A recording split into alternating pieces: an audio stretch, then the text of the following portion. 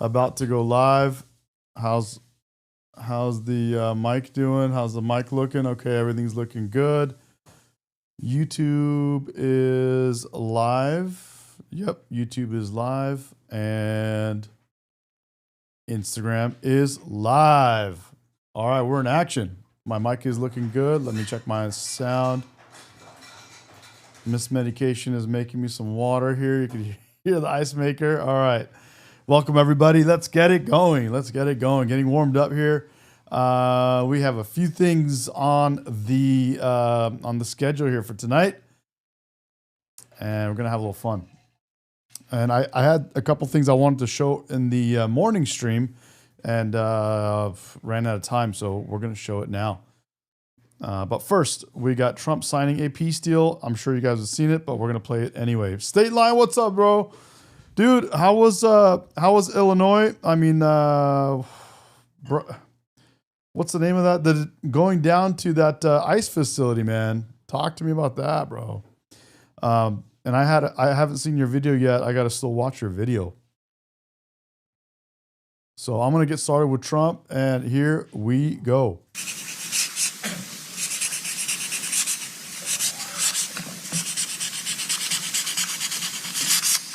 Okay.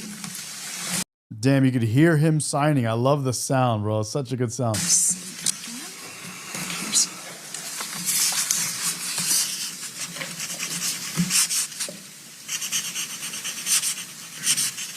This took 3,000 years to get to this point. Can you believe it? And it's going to hold up, too. It's going to hold up. Okay, thank you. You can use my pen if you want. All right. I don't know if it's the first. Okay, so we're going to keep going. We had Obama. First, we had Elizabeth Warren not making a single mention about it, right? Return of the hostages brutally kidnapped on October 7th and held in Gaza. Today is a good day. Surviving is rare. In fact, Obama didn't have a word to say about it, didn't mention his name, but here he is talking about. Here, I'll let you hear it. He went on to repeat what he did last week, which is to go down this rant about authoritarianism. Take a listen. When you have military that can direct force against their own people, that is inherently corrupting. When you have what looks like a deliberate end run around not just a concept, but a law that's been around for a long time, posse comitatus, that says, you know, you don't use our military on domestic soil unless there is an extraordinary emergency of some sort.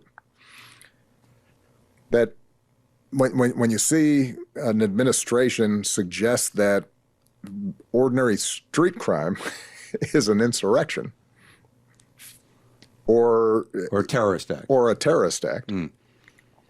Yeah, that is a genuine effort to weaken how we have understood democracy. See, it's just unfortunate that Barack Obama, Hussein Obama, the deporter-in-chief, the bomber-in-chief, can't even bring himself to give President Trump credit. Bill Clinton did today, though, which is interesting. But this is a perfect segue to story number 2 anyway, which is about the Insurrection Act, because that's what you just heard him alluding to. That when listen. Insurrection Act during their term, some more than once. Donald Trump said he would do it during his first term. Not over the objections of governors. Absolutely. Think about Eisenhower and Little Rock. It was absolutely over the objection of the governor to desegregate the schools. The Insurrection Act, for years, lawyers have been saying this is far too broad. They warned about it at the beginning of the Biden administration. This is the time to change the Insurrection Act. We missed the opportunity then, and here we are. Well, I suppose the better question at this point regarding the Insurrection Act is why didn't Democrats do something about it when they were in power? I think the answer is state of authoritarianism. Is there a way out? I mean, give us your unvarnished thoughts here. Well, listen, I mean, we are not on the verge of an authoritarian takeover. We're in the middle of it. Now, it's not too late. We haven't lost our democracy. But, you know, we sometimes like to think of the first term Donald Trump, you know. What's up, State Line? Chat is live. I did see your messages there. It says uneventful, and I kind of went through some of that. Crazy, bro. I don't get the whole dinosaur costumes. I mean, I think they're just wacky, bros. You can't really make much sense of any of this stuff. White House that didn't seem to have any theory of the case from day to day. This is a very different White House, right? Stephen Miller and his gang, they have a plan. Straight weirdo, they have a bro. plan that they are executing to transition our country from democracy to something fundamentally different, maybe even autocracy. And that's what I tried to lay out on the floor today, is how this plan is being operationalized every single day. But no, it is not a lost cause. Ultimately, what we know from history is that when a big enough portion of the population, the number's normally around 2%, show up to protests, are regularly engaged in peaceful civic action, enough sand gets thrown in the gears of the attempt to destroy the democracy that you end up saving it. So we have an opportunity in these elections this November to send a signal. We have an opportunity through the protests on October 18th to show the country and the world that we aren't lying down. So this is a serious moment. It's almost lost, but it's definitely not lost yet. Wow, I didn't know that it wasn't lost yet, because according to you guys, the democracy has been destroyed. It's gone. I mean, these people are a joke, okay? And the fascinating thing is he's like, oh, well, these are just peaceful protests. Oh, really? So let me show it. News has learned that some people are planning to shine lasers into the sky this weekend in an attempt to ground federal helicopters. This comes after there's been multiple arrests in recent days for laser pointing, both at police and federal aircraft. Thanks for joining us. I'm Steve Dunn. I'm Deborah Knapp. K2 is now working to confirm what group is trying to coordinate these efforts to bring down federal helicopters. K2's Tanvi Verma joins us live now from the ICE facility. Crazy, bro. Yeah, they don't want to help, man. That's the problem. They're being told not to help, I guess, right? In South Portland, what is happening right now, Tanvi? W. Zambrano in the Instagram chat. Things are not only peaceful, but they're very lighthearted. If you look behind me, you can see people have come out in costumes. You have people dressed up as pickles, bananas, frogs, even a hot dog. And at least one protester tells me he hopes things remain peaceful just like this. Protests outside the ICE facility have been going on for months. On Friday, K2 News got word of a possible new tactic, a call to shine lasers into the sky to ground federal helicopters that are flying over South Portland. Ron Magnus is a flight instructor in Washington County. He warns of the dangers of pointing lasers. Dude, help me out. What does pointing lasers at helicopters do? Yes, on the part of the people flying the airplanes, the pilots and the other crew members. When I say accountability, that's exactly what I'm talking about. Those people should be locked up immediately. All it takes is just one helicopter to fall out of the sky because of this. I mean, the fact that you have to shut down helicopters or prevent them from landing at I'm asking the same. I'm asking the same question as G. He says pointing lasers at helicopters achieves what? It's impossible for someone to shine it in the pilot's eye. Sean says blinds or damages eyes or eye. Hospitals, meaning they're medevacing somebody because they need urgent care. I think that's already a problem. Exactly. Now, that's why I say for the people who are part of the 2%, the independents out there, do you think that is the appropriate way to respond to what you disagree with? Stopping medevac operations? Playing laser tag in the sky? Nude protesting. I told you. Dude, I'd like to show you. Dude, look at what they're doing here, guys. I haven't seen this, but check this out. ICE officers picking up someone who has a rap sheet. You ask me, you answer that. Which one's more chaotic to you? I think I have a good idea what that answer might be for some folks. Now, as you guys know, we like to show you both sides of the story, but what we're going to do actually is go to this other clip. Look at this. Nude protesting. I told you it gets bizarre, okay? So nude protesting is exactly what sums up what they were up to over this weekend in Portland. Let's watch that.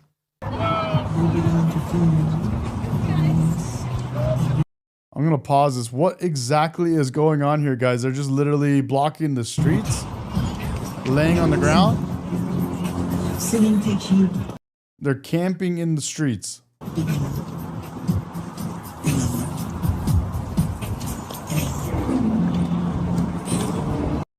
You guys know exactly what the heck they're doing? And you need some crazy aiming skills, G says. I agree, G. I can't understand how lasers are going to be that bad. And plus, can those lasers damage someone's eyes that bad? Yeah, so they're all laying on blocking vehicles.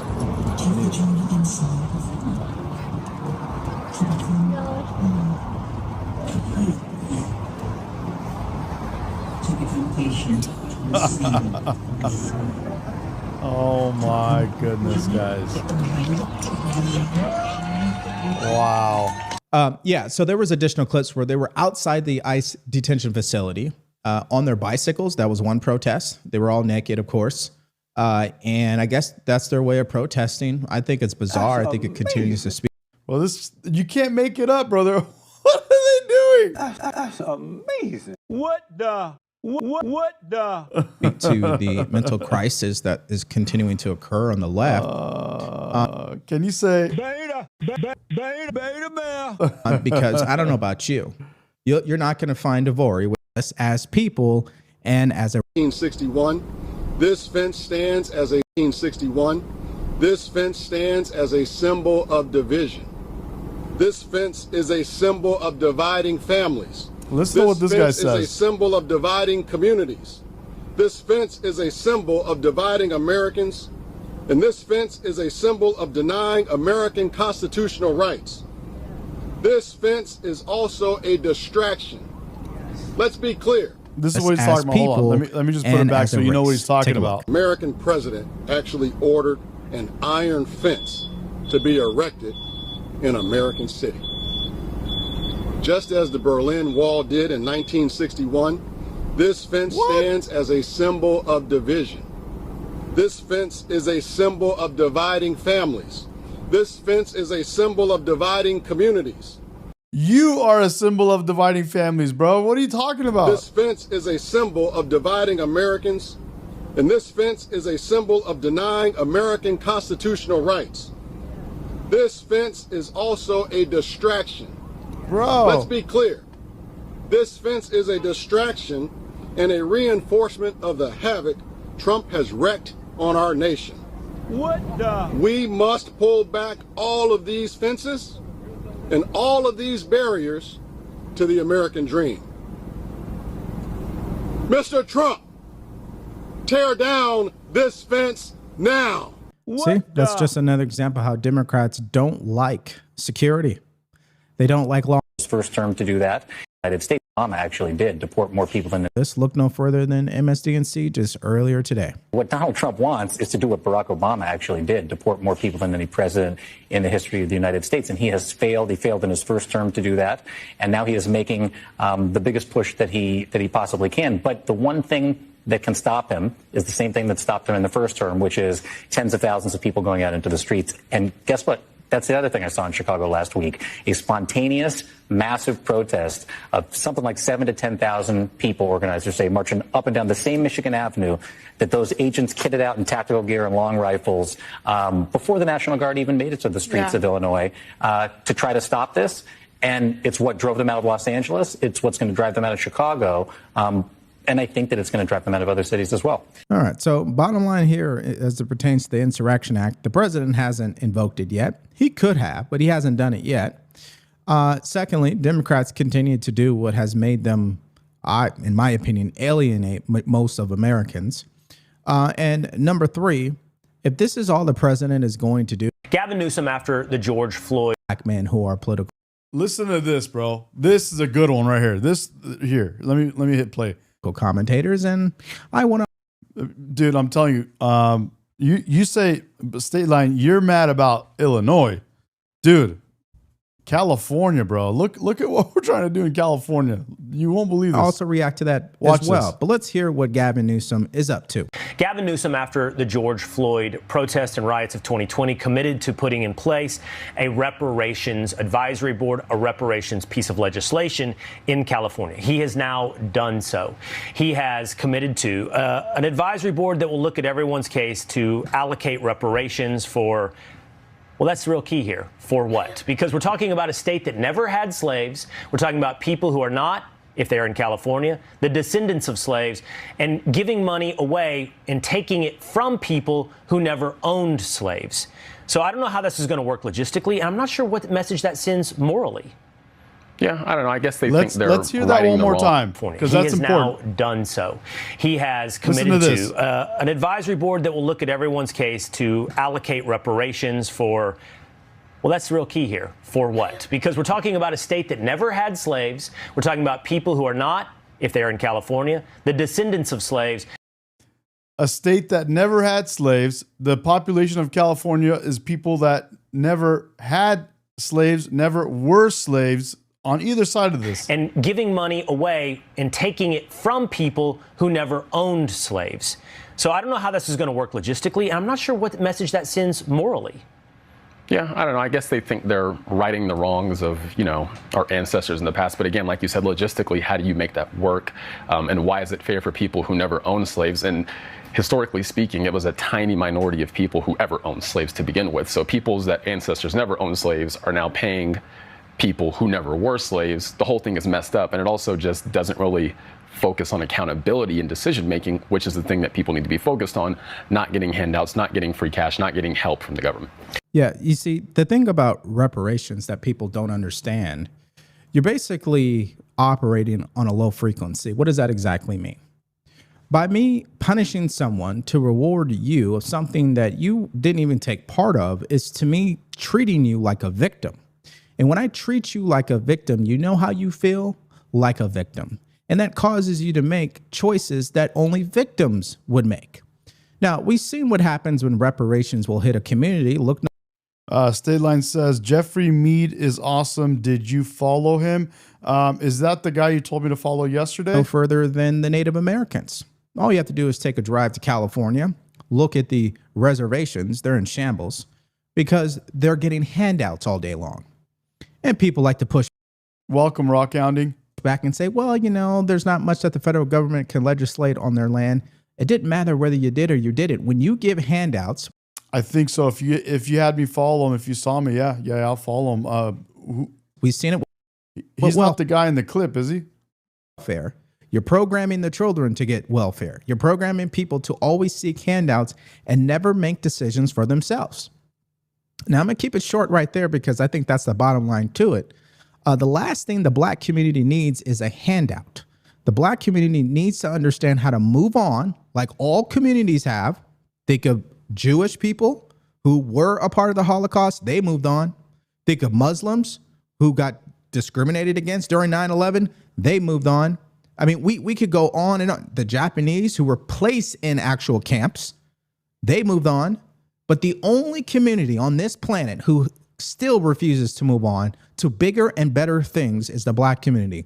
Ask yourself, why is that? Who's causing them not to move on? Is it themselves or is it the white man? That's what they want us to believe. Now, let me show you this clip from Steven Crowder. Some of you guys may have already seen this going viral. He was in a barbershop owned by black men, of course, and reparations came up. Take a look. The white kid who didn't break the law, who never had any slaves, and his forefathers shouldn't be paying for someone who's a serial offender. Could we do that math? Would that be fair? No. Nope? Okay. No. Absolutely. And the reason why, once again, because I'm trying to find some common ground because that white kid. And I'm trying to tell you, you're trying to start the starting point right here when you're not factoring in what happened to get that kid in that low-income, impoverished environment that created the criminal that he ended up being. Oh my God, this is what we're doing. It's not crime, it's poverty. Then why do poor white people not commit violent crime at the same rate? They do. No, they don't. It's just usually different types of crime. No, they do not. They do. It's a fact, dude. Y'all just shovel them all They in just the trailer different park. types of They don't different types of crime. And then they go off. They go off in the hills and live. They go off in the hills and live amongst the rest of the toothless hillbillies, but they do. All right, so there is a lot there. But I just want to focus on the only thing we can control, which is what's in here and what's in here. That's the one fact that the black community refuses to accept. They believe they can control white people, that they can control the system, that they can control how people see them. Unfortunately, that's not a reality. There's a lot of people who watch me and agree with me and still think I'm stupid. Okay, I have no control over that. But what I can control is my mindset. And the interesting thing about my mindset, and like some black people in the community who have moved on and built a great life for themselves, especially for their families, is we're not thinking about what happened 100 years ago. We're thinking about right now and what am I doing to move forward? That is what's missing with the black community. 100%. He's spot on with that. And he's got a boy. He's going to raise a good boy. What's up, Jen? Sorry, I didn't want to cut the chat. I want to hear that out. But good to have you. And we got Discord going now, so we're looking good, guys. I got a good one coming up. Well, here's another one before we finish this out, and I have another good Stuck in the clip past. that I want to play. It's like a girlfriend who was beaten in her last relationship and still won't let it go. How will she ever get married in the future? She won't. And if she does, it will end in divorce. She needs therapy. She needs forgiveness. She needs love. She needs to move on. But they're not going to do it. Basically telling the truth about Jasmine Crockett. Let's go to this next clip. This is Tiffany Cross attacking Stephen A. Smith for basically telling the truth about Jasmine Crockett, but she makes it all about the black people. Take a listen.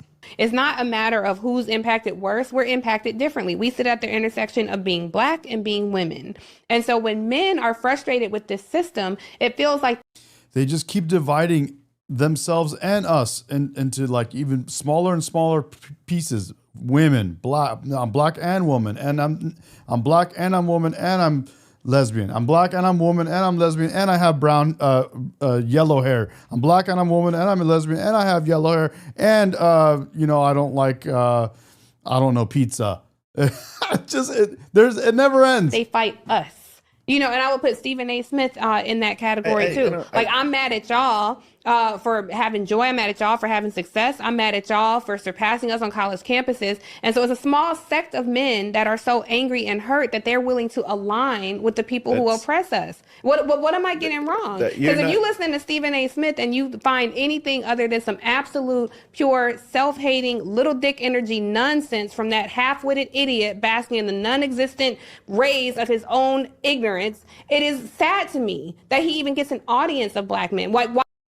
She just personally attacked the heck out of him without actually giving any substance as to what she's talking about, why she's upset, or what she doesn't agree with. Why aren't black men right now saying, F Stephen A. Smith, we banning him, we not listening to his podcast, we're not watching his show anymore? That's what black women do. We organize. Yeah, but this. And there you have it, folks. The bottom line to this particular story about culture, particularly black culture, is black women don't even respect black men. That is the bottom Rainy line. girl. How do we know that? All you have to do is listen. W. Rainy girl, no substance at all, just yelling and screaming, not letting anyone else talk in that conversation for the most part, and personal attacks. Did not give any substance as to what exactly she's disagreeing with Stephen A. Smith on. All right, so let's go to this. This is I've been wanting to play this for a little while because we love the senator. We have another senator, but this is very interesting. This is black conservative women versus white liberal women. Very interesting conversation. And I didn't go through the whole thing because, as you guys know, I like to watch these with you guys. I don't like to watch them ahead of time and then watch them with you again. I like to watch them with you, and so we can react together. So let's start this off right here and go from there. Hi, everybody. I'm Cheryl, and I'm a bloated liberal. Hi, I'm Tiffany. I am a liberal. I'm Darlene. I'm your 60s hippie liberal. I'm Lauren, and I am also a liberal. I'm Kathleen, and I'm a big-time Trump supporter and a conservative. I'm Kaitia Lamore, and I'm a Christian first who has conservative values. I'm Dawn Marie Alexander Borsico, and I'm a Christian first with conservative values. And the first prompt is, the Republican Party truly represents the interests of Black Americans.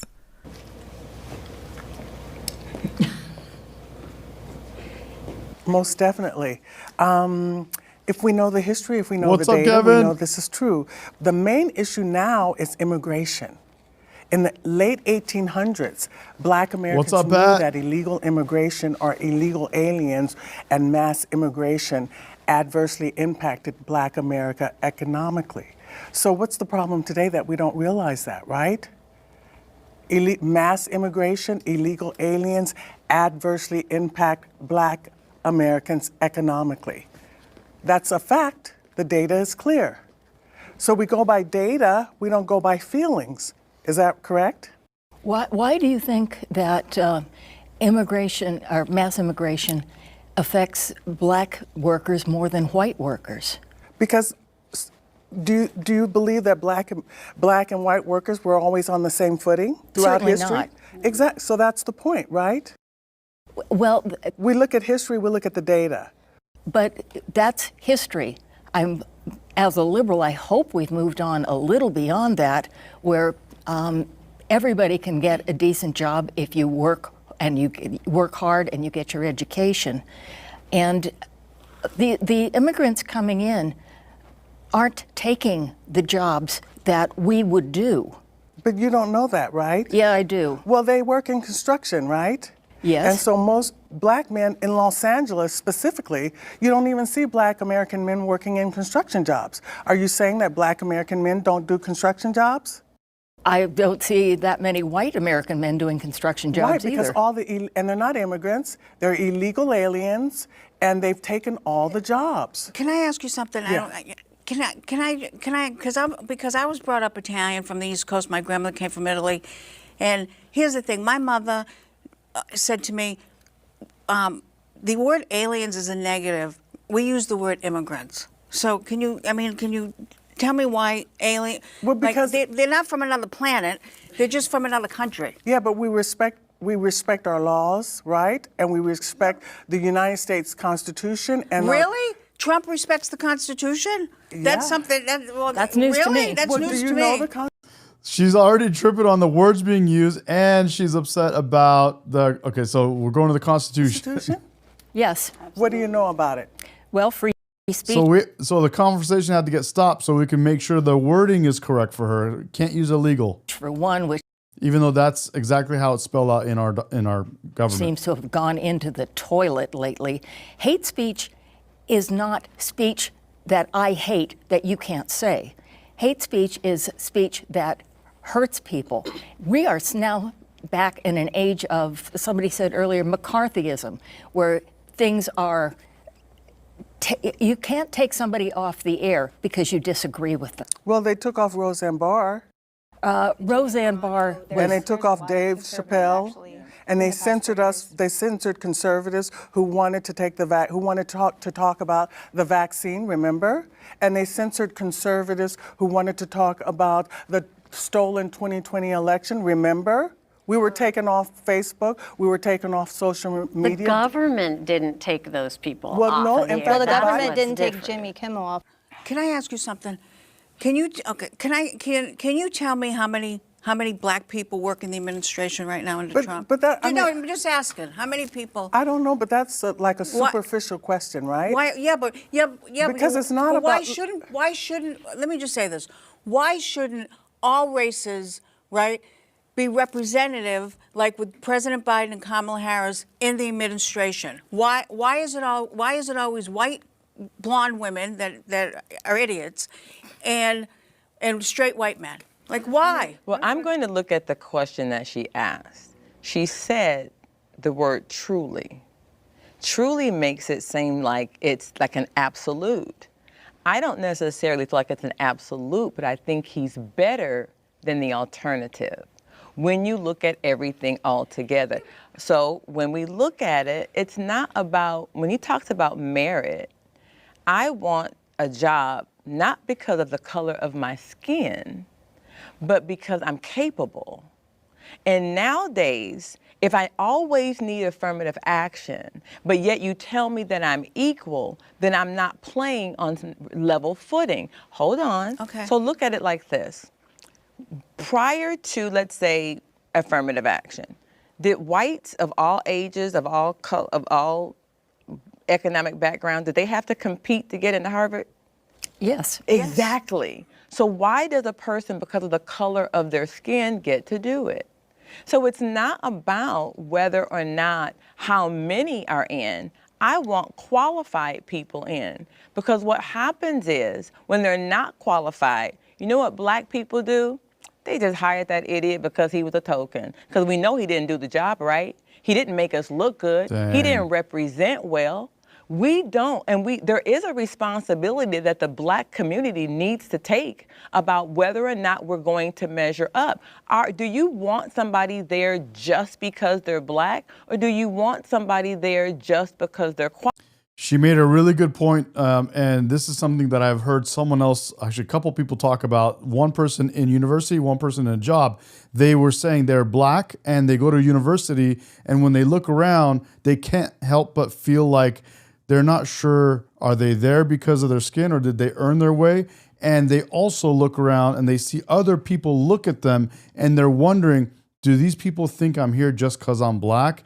And they're saying that feeling alone is horrible. Like they're trying to help them, but they're creating this whole environment that is just like, there's a lot of unanswered questions, I think. Qualified. Yeah, but okay, but I want someone there. I was brought up, you know, this is what my mother used to say to me, an Italian-Irish mother. My mother used to say to me, not everybody has to be your best friend, but everybody deserves to be treated equal. I agree with that. Of course. Equal. And you want to know what? In the black community, the black and brown community, as a white woman, they don't get treated right. So but who says that? How do you know? That's a blanket statement. Where's your evidence of that? No, it's not. They don't get treated. How do you know? Who's they? And how do you measure that? It depends How do on you your measure economic. that? Because I talk to people. I work the road. Well, that's just like hearsay rhetoric. That's not data. Okay, let me. What does the data tell us? Okay, the data. Okay, I'll give you the data. The data of the comedy club circuit. I worked the road for over 10 years. They wouldn't. I became a headliner. And many black and Latino women comics should have became the headliner before me. But because I was white, they didn't give them a chance. And they were as funny as could be, couldn't follow them, fabulous, and they wouldn't give them a chance. So well, we know Hollywood is prejudice. That's not. We're not even talking Hollywood. We're talking bookers all across the country. But the entertainment industry, the entertainment industry is not representative. The entertainment industry is actually liberal, progressive, and they're not fair to black Americans. We know that. We've known that for 100 years, and it's never been fair. We should not follow what the entertainment industry does because it's not an example and it's not representative. The Republican Party, one of the things that has been a centerpiece, especially of the Trump administration, is eliminating DEI programs, diversity, equity, and inclusion programs. I think that's fantastic. That is education about all kinds of disadvantages. Currently, one of the elements that Trump is working toward is taking out references to slavery in the Smithsonian Museum. How do you know that's true? You heard that in the media. No, that is actually from the Trump administration. But then we need to look at how it's done, not just what it's done. A lot of good points are being made. I'm curious what you're saying in chat. Godson, let me know what you mean by it's reflective of real life. Curious to know. And looks like Michael Kelsey is having a meltdown. He's calling us names and talking about silly humans. You people are useless, he says. Beta male. Man, be a alpha male, not a beta male. Come on, buddy. What the? That's amazing. Come on, Michael. What the? Let us know what you're talking about. Instead of just calling names or saying these kind of things, explain yourself so we can talk about it. There's a specific to it. What are the specifics to it? See, here's the thing. Andy Thompson, thanks for joining. Let us know why you feel that way. DEI is not based on merit. A company can still choose to hire qualified black Americans to do those jobs. All they're saying is there shouldn't be a quota. Oh, well, we need to hire 3.2 black people. No. Are you qualified? And a company still has that authority to be able to do that. They should not need to be mandated. Well, you need to hire this many blacks. No. We're going to go to the top HBCUs, and we're going to hire the best in there. Iron sharpens iron. If you're an actress and you meet another actor, you're like, wow, I like that technique. You're going to come together because she's going to show you something. You're not going to look at her and shun her and go, oh, nay, nay, it shall never be. You don't care what color she is. But that's not why I oppose DEI. I oppose DEI because we've had decades. I'm old enough. We're all old enough to remember. You know, I'm old enough to remember affirmative action. In fact, I'm probably a product of affirmative action, right? So affirmative action failed Black Americans. So we're going to go to this. Who developed those policies? Democrats. So we're going to go to the same political party that pushed affirmative action that failed Black Americans, and we're going to go back to them and get their same policies. Okay, can I ask you, can I ask you? Some really good points being made. I see you guys talking about DEI. Sometimes I can't tell if you're for it or against it based on what you're saying in the chat. But I'm reading this, and Michael says he's pissed, but still don't know what he's pissed about. Try to explain to us why, instead of just saying words like pissed and calling us names. Tell us why. Osterd says, love these Black conservatives. And Michael's saying he's annoyed. Got a call from a recruiter. Okay, OMG, these Black women are strong and smart. Okay, let's keep going. Okay, if it failed, okay, if you don't, then tell me why. Tell me why the Black and brown community did major boycotts on. Ale says these white liberals begging to be accepted and acknowledged by minorities is so pathetic. Just mind your own business. Mind your own bored, tired business. So I think he's talking about their virtue signaling, right?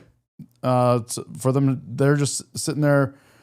He says, begging to be accepted and acknowledged by minorities. A virtue signaling is saying that they're so good that they want some kind of DEI diversity programs. Those liberal women are, okay, so Jose says, those liberal women are very racist. They think they know what we go through. On target. And they lost millions of dollars. It came from the Black and brown community. Well, they may be wrong. The liberal Black community did boycott Target because they got rid. Someone brings up a really good point. Let's have DEI in basketball, make it more white and Asian players, and let's see if this game gets better. It will not get better. If we did DEI in basketball, you would be removing Black people to have a greater representation of white people, and we are currently in a merit-based system. People are being brought on to basketball teams for their abilities and obviously how good they can play the game, not by the color of their skin. The DEI. And they're still, because of DEI, and they're still feeling the pressure. But they don't pressure. speak for every Black person, just like we don't speak for every Black person. So overall, for me, like I said, I'm a Christian first. I have conservative values. They align mostly with the Republican side. No party is perfect. I'm kind of like a late bloomer when it comes to politics. It's only been in the past 10 or so years that I've even cared about it, because you could not ignore it in 2016. There was no ignoring that, and that was kind of my first take. Rich is doing the same thing as someone else. He's just calling names, not explaining anything, just like Michael Kelsey. Beta male. Beta male. What the? And then we had someone else here said, Tom says, this shows how much our more educated conservatives are than liberals. I love it, he says.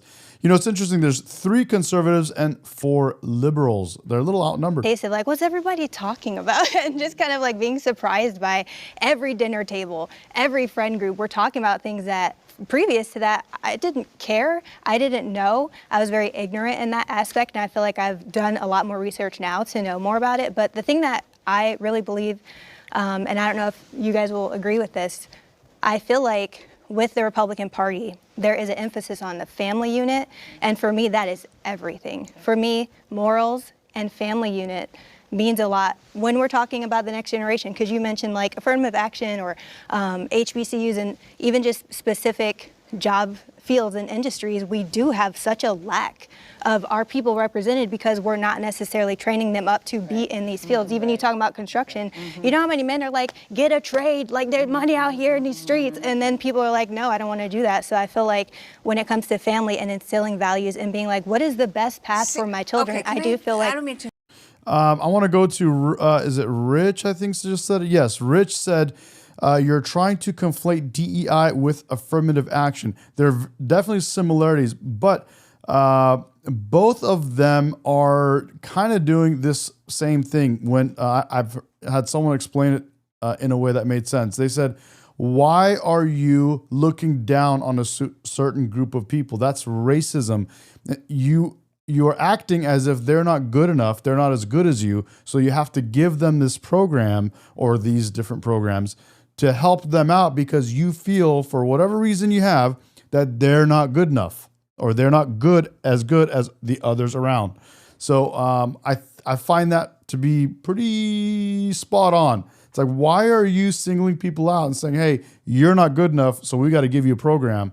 And then when they end up in those places that you give them or that they earn because of their skin color or skin color plus their abilities, and you can make all the arguments, but when they get to those places, they themselves are not sure if they're there because of their skin color or the people around them on their teams, in the jobs, or in the schools, the friends around them, the other colleagues, don't know if they're there because of their skin color or because they earned it. And that's a problem. I don't mean to be rude. I have to just get this off my chest. Okay. So you're saying that the Republican Party is about family? Okay, maybe I'm missing something, but I mean, was Charlie Kirk about family? I'm an older gay woman that my partner and I had a child. I was 50 years old, right? And my daughter has read everything about Charlie Kirk. She's 15 years old. She read the whole big beautiful whatever bill, right? Okay. Someone said here, DEI disregards race as a qualification. That's literally anti-racism.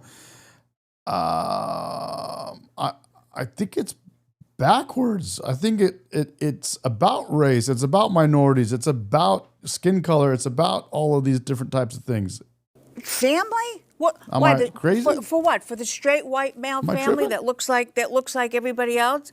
Then when it comes to traditional values, for gay people, they're not. Then why are there so many gay Republicans? Why are there so many people who just left the left side based on this past week's event? You need to talk to her about Do you the know data. that today, right now, you got the data? they're going over the memorial service for a man who was shot and is dead?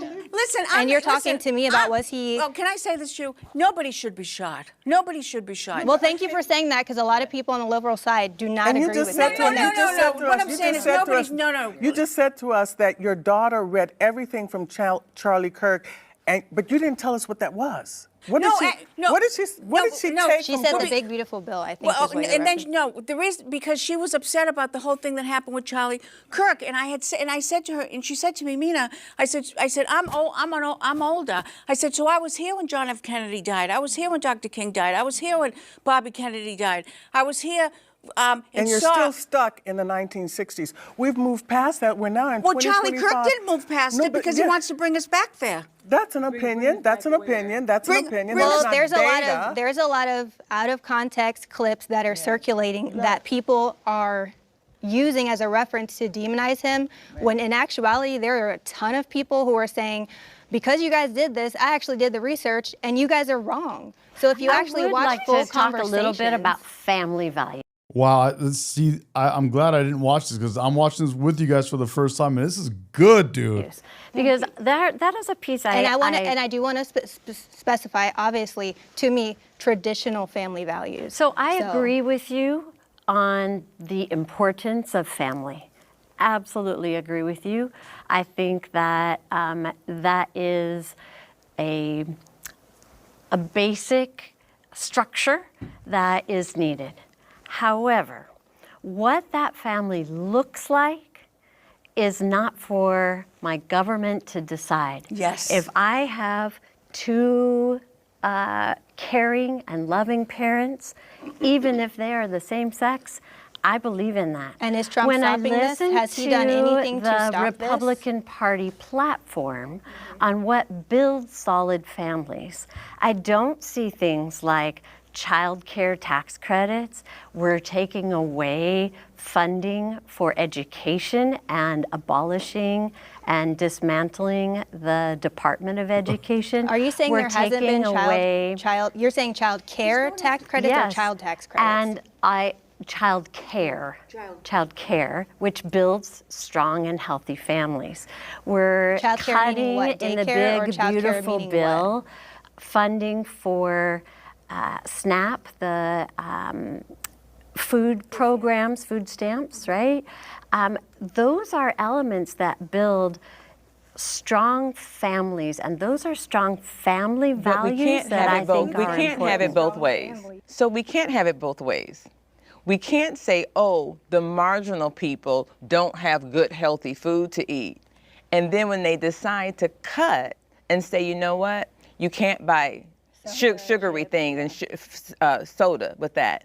You can't have it both ways. So if you want people to eat healthy, they need to eat healthy with the food that the government is providing for them with those food stamps. Not going and buying, chips and sodas. It doesn't work. You are obviously an educated professional woman. Have you ever been on food stamps? I have. So have I.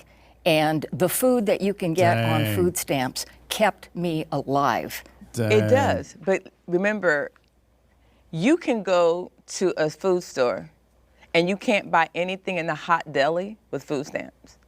But you can go to Jack in the Box, McDonald's, and buy it. Which one is healthier? There's a difference between healthy and the quantity of food that you may need to feed your kids. Here's the thing. Everything goes to mindset.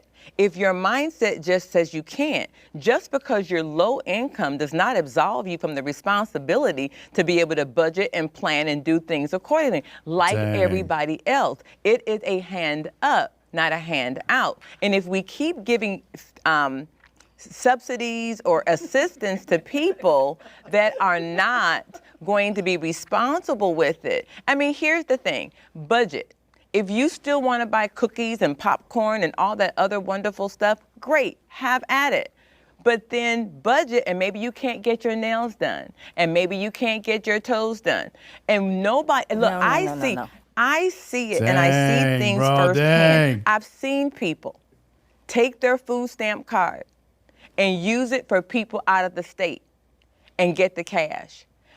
Pat, bro, this is a good one, guys. Dude, I'm so glad I didn't watch this. This is amazing. That's amazing. Dang, this is a good one. But we don't talk about the amount of fraud. What they have people doing is the emotional side of, oh my God, they're taking this away. If you and I don't get food stamps, and we have to budget our money, don't we? We have to say, you know what, I can't buy those crab legs today. I can't get that filet mignon today. I can't. Sorry, I have to jump in here. Never bought crab legs or filet mignon when I was on food stamps. Well, trust me, it was not a question. Some people do. Yeah, is what she's. There's always going to be a few, but that's not the majority. Shoot, you'd be surprised. No, I can't believe we're focusing on food stamps. We have to think about families and how families are getting what they need. But why is it we're only thinking about people's families that we're seeing that have made a history or a lifestyle of staying on the system? What's up, Elmo? Those same programs do less to help the middle class that are struggling than those who are not working at all. I've known people who are unemployed, educated people that can't find a job, and they can't get food stamps because they don't have children or they're not living, they just can't. It doesn't help the middle class. So I understand what you're saying, and my heart goes out to people as well, but there is a responsibility. Each one of us gets up, we go to work, we work hard, we do what we have to do, but others aren't. And if they're not, we cannot keep giving money to people. We won't even give money to a homeless person on the street. Because what do we say? Oh, they're just going to go out and use drugs. But yet we'll let the government give money to people who won't take responsibility to budget and plan. They get... Talon, you're saying a lot without actually saying anything. Explain to us why. You said conservatism is a mental illness, and you said also this is 90s level racism.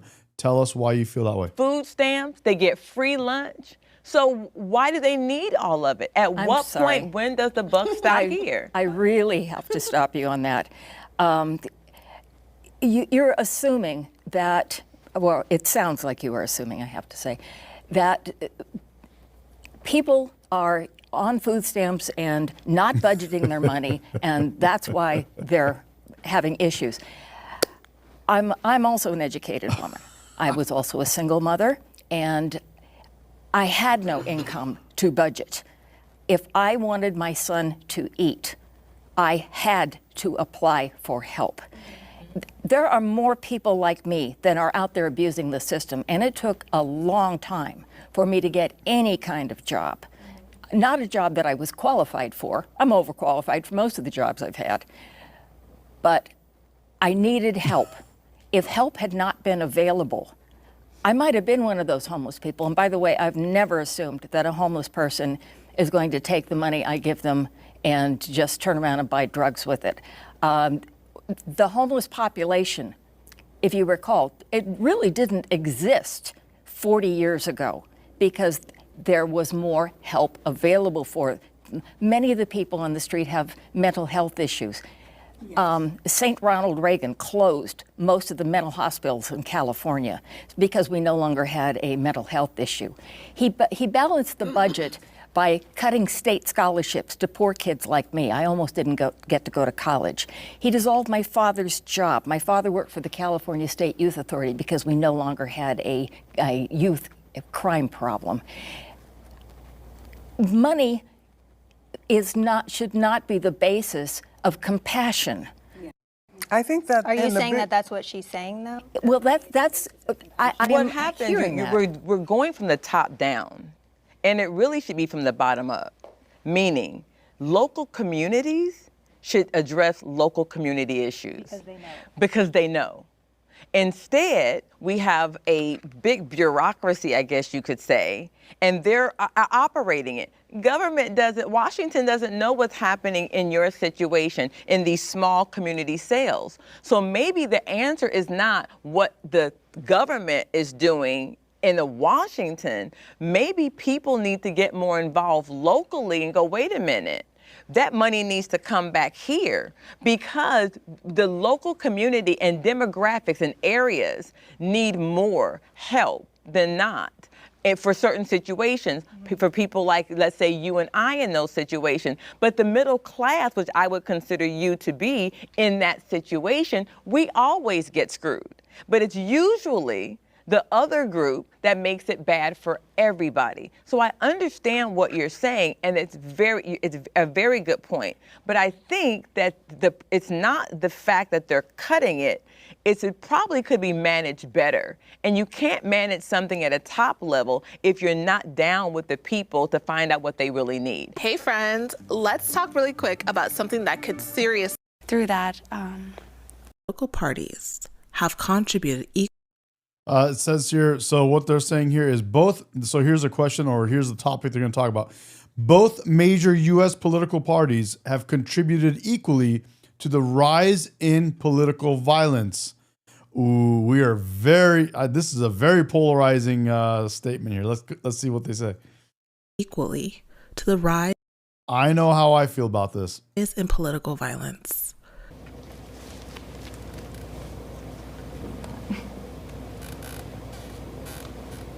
well, I believe that both parties have sought to be a part of it equally. I don't think that there should be a boundary. I don't think there was a boundary through that political party. Yeah, I do agree with her. It may come out in different ways, but two wrongs don't make a right. And I do feel that, I don't know if I would say it was equally, but I could say equally, but maybe in a different manner. And maybe, I think, for example, I think that the Republican Party could listen better. And if they listen better, In what ways? I remember during 2020 and all the riots, I remember watching a clip on social media, and the sheriff was like, I don't know why you're tearing up my city. Like I don't understand. And I felt like the Democrats are very emotional, and it feels like sometimes the Republicans aren't. And they're just very, hard line, this is the way that it is.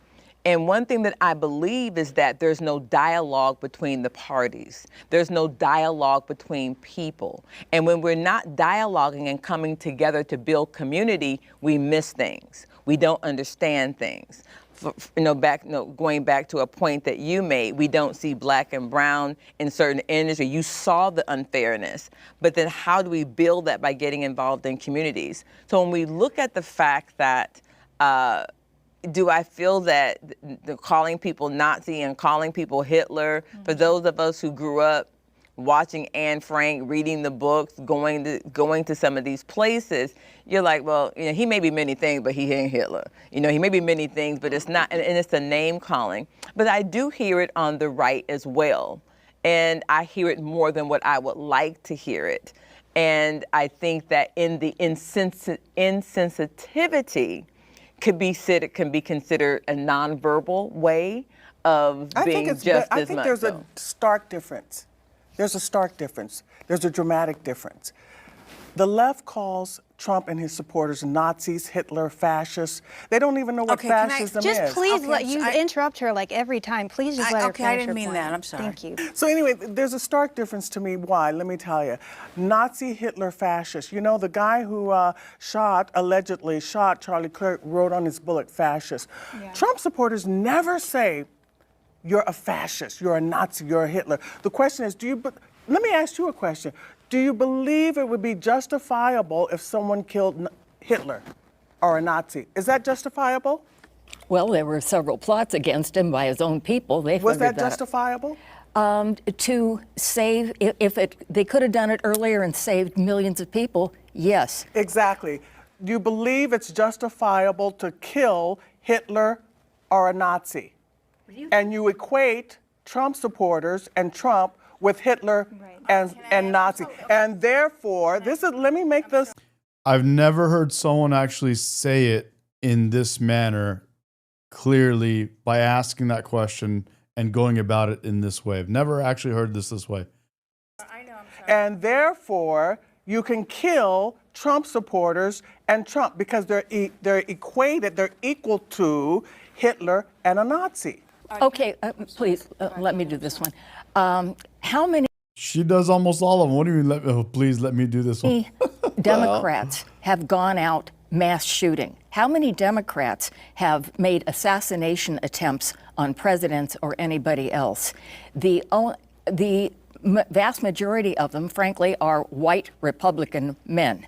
I don't think that's accurate. No, that's not accurate. That's not accurate. You can't. Yes, the data is there for that. Where do you get that information? Yeah, I'd love to know. From history. From history? From history. That the majority of homicides are committed by... I didn't say homicides. I said mass shooters. Oh, mass shooters? I said mass. Now we have a new phenomenon, right? Trans shooter, transsexuals, transgenders who are committing mass shootings. That is not happening. That is not happening. All right. Can I just say, going back to political violence, okay, don't you think probably in the last 20 years, the political violence kind of was calmed down from the 60s? I have a really good video about this that I'm itching to play, but I'm holding myself back. I wasn't alive, so I don't know. A little. Didn't it kind of? Yeah. Okay. Hello. What about January 6th? Oh, they came back up. It wasn't just political violence. But you don't know that January... See, this is the thing. This is the problem. You don't get the same information we get. You don't get you don't Google? You don't Google? No, you don't know that January 6th was a federal entrapment, that they were fed. You don't... Oh, my God. What do you say? Oh, my God, Chip Roy talked about that. Chip Roy is with... Chip Roy is your reference? Like Chip Roy? You think he's illegitimate? He's a liar, you think? May I just ask Why don't you respect Chip Roy? May I just ask Why don't you respect Chip Roy? because he does not care about the facts. But may I address one thing? You've said several times that we're not getting the information. We get different information. We get different information. Yeah. Why do you think yours is right and ours is Well, wrong? because I've lived in Black America. I've lived in my neighborhood, and I see no longer Black construction workers. I see all the construction workers are Hispanic. Where did Black men go who were construction workers back in the day? They no longer exist. You don't live in my neighborhood. You don't see that. I live in my neighborhood, and I see that every guy that comes to work on a person's house in Lamert Park, where I live, is a Hispanic. Where did Black men go? Where did they go working jobs? They went, hopefully, to better jobs, better paying jobs. You don't know that, though. No, neither do you. You don't know that. Yes, I do. Yes, where I did do. Well, where did they go? You know why I know? Because I know the data. And I know that Black Americans have been voting for the Democratic Party for the last few decades, since the 60s, and we are facing zero median wealth by 2053. I know that Black American families were two-parent households. A traditional family in the 1930s was 87%. In the 1960s, we went down to 65% when LBJ delivered his speech at Howard University. We are now at 25 to 30% two-parent households. I wouldn't say that that's the fault of Democrats. I think that is absolutely the degradation of Black men who have not had, not upheld perhaps some of their responsibilities. I don't think that that is necessarily the fault of Democrats. Yeah, both can be true. A couple of things that I've noticed. You alluded to this when you went back to the 60s. In the 60s, we were people. We were individuals that had thoughts and feelings. There was more freedom. And we had, but there was freedom that was stewarded with accountability and responsibility. And now, if you listen, even with the prompts that were provided, everything is based on a label. Mm-hmm. You're a Democrat, you're a conservative, you're Black, you're white, you're gay, you're this. You know what? I may not agree with homosexuality and lesbianism, but if you bake good biscuits and you're a cool person, can we be friends? We can be friends, but can I tell you something about this whole gay thing? All right, gay. Both my partner and I have been with men many. We were. It's like what? We were with men years ago when we were young. All right, lesbianism, so-called. There's a lot of jokes. You're a carpetbagger. You're this way. It's not even about that. It's about the emotions that you get from another woman, like your best friend, that you don't get from a man. That's it. Do you know what I'm saying? Well, the LGBTQ community went through a lot in many years. But that's not even They weren't the point. able to get married. When you're 90 years old or 80 years old, if you get cancer, nobody's going to give a rat's behind who you slept with. It's an earth suit, it's a feeling, but you're more than that. We are more than that. We're more than that, yes. We are more than that. Now, I do believe, and I'm going to try and be good and stay where we were supposed to, but what I've seen is when we don't come together as people and have these dialogues, and we start coming together and go, oh, wait a minute, you mean to tell me that you didn't let my Black friend in? Oh, well, we can't do that. We have to bind together. But what happens is you will see an injustice, but if you don't have an infrastructure of friends of other Black people that you can begin to come together with and build this.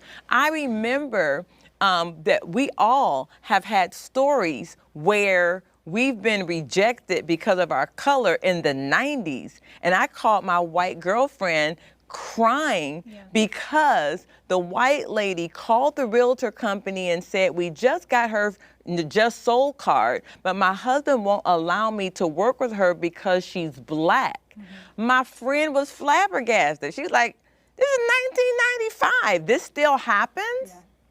But because we had relationship, she was able to see, encourage me through it. But you know what my white counterparts, my Black counterparts said? Oh, well, that happens to us all. Just give it to somebody else. No. We need to say, you know what? We don't want your business. I think living nowadays, if you have eyes to see and ears to hear, you can see what's happening. Today, we are memorializing Charlie Kirk. Right now in Arizona, tens of thousands of people are getting together Because what did he do? He tried to come together and talk to people and got shot in the throat. So, like I said, there's a lot of people who are sending clips and sending quotes out of context to get everybody riled up, telling me as a black woman what I should feel and what I should think about him, when in actuality I've been following him for years and seeing his entire exchange, going to different campuses and different events that he's put on. Good point. And it couldn't be further from the truth, but like she was saying, if you demonize someone, if you really believe our democracy is at stake, our very lives are at stake, you don't think somebody's gonna be like, I could be a hero today. So I understand their thoughts, but I would definitely say when you think about the riots and burning down buildings and, oh, Jimmy Kimmel got fired, so now we gotta shoot up Fox, and it's just like all these things are going on. Disproportionately violence on the liberal side. You cannot honestly say that's true about what violence? I would really love to know the examples currently of the violence that the conservatives are doing right now. All right, can I ask? All right, can you please name five things? Name 5 positive things that Charlie Kirk has done. Name 5. You know what I would actually like? Absolutely not. You want to know what I would like? Why can't you do I it? would like for you to go research. I would like for you to go research. I would love for all of you guys to actually look, and I would like you to give me a book report on what he said. Because honestly, if you actually look at what he said, all the viewers out there, I want you, because I'm tired of having to defend other people over and over again. I can easily do that. I would love to jump in, but I'm sure they're going to handle this. But I want to rewind this just a little to get her question one more time for you guys in case you missed this. You know what I would actually like? Not do violence that the conservatives are doing right now. Right here. All right, can I ask? All right, right here. Can you please name 5 things? Name 5 positive things that Charlie Kirk has done. That's a super easy one. Name 5. You know what I would actually like? Absolutely not. You want to know what I would like? Why can't you do it? I would like for you to go research. I would like for you to go research. I would love for all of you guys to actually look, and I would like you to give me a book report on what he said. Because honestly, if you actually look at what he said, all the viewers out there, I want you, because I'm tired of having to defend other people over and over again. Why can't you answer the question? Because I just said it, because you guys need to research it. I will answer the question, but the question is relative because you feel that he said nothing relative to your thoughts.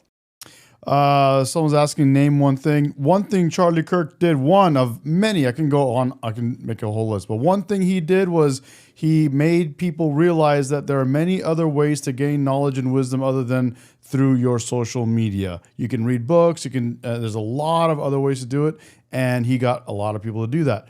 Myself included. I have these books literally right here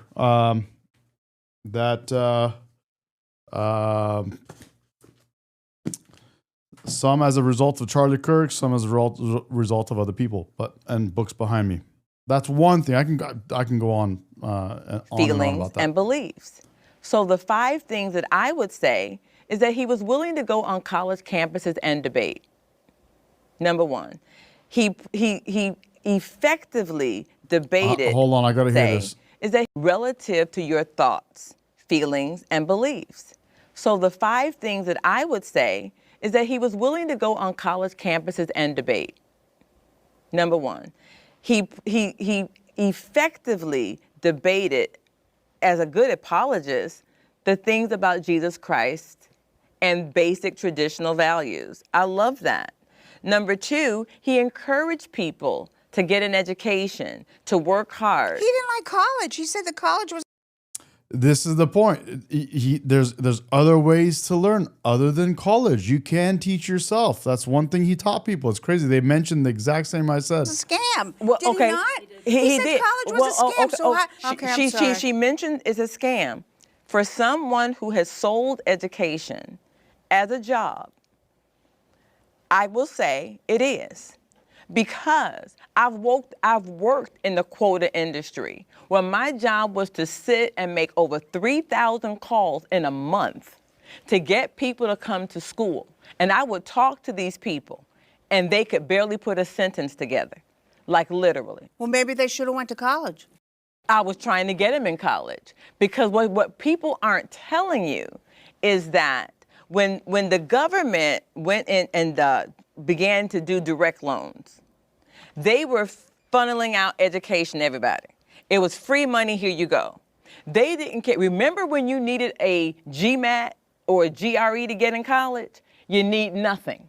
You need nothing to get a doctorate. You need nothing to get a master's. You need That's not true. Okay, but wait that a minute. That is wait so a minute. not true. So you want to just go to the guy next door to give to as a gynecologist? It may be true for some, but majority of the schools nowadays don't. Including Howard University, which Kamala Harris went to. And I'm talking about now. Maybe when she did it, but I worked in the industry, and so I remember I've worked at some of the. Let me just put a pause on it, and you can look at this. This is from Richard Feynman. He says, never confuse education with intelligence. You can have a PhD. Whoop, what happened?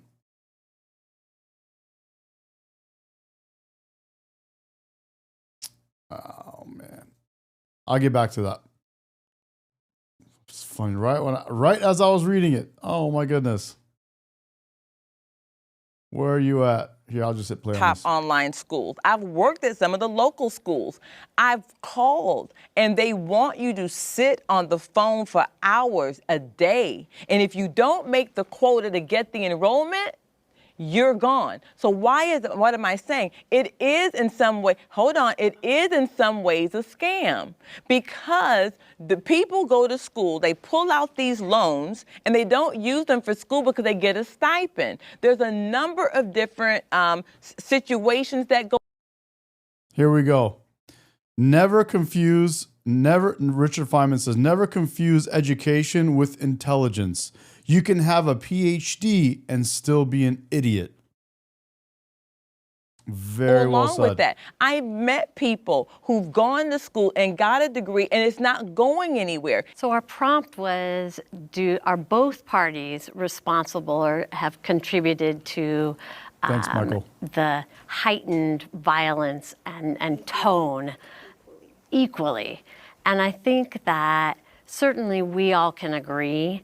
Guys, thank you for subscribing. I'm watching the number go up, and it's amazing. Thank you. Love you guys. Thank you so much for supporting me. Appreciate you. Thank you. Thank you. That there is a much hotter tone to political rhetoric, political violence on both sides, and that conversations like this, where we can get together and actually talk to one another, instead of us having different media sources, different, quote, facts, different data pieces that we think really represent the truth. If we had a better opportunity, more time to actually speak to one another, it might quiet some of the political violence and actually have us talk to one another as human beings instead of, as you said, labels. Yeah. That's a good summary. That's good. Very That's good, a good very summary. good. That's good. Hi, loves. It's me again. Hate speech. Here's the next topic. Hate speech should be protected under the First Amendment. Should be protected under the First Amendment. Okay, we have no dissent here. All speech should be protected under the First Amendment. So why are they pulling people off the air?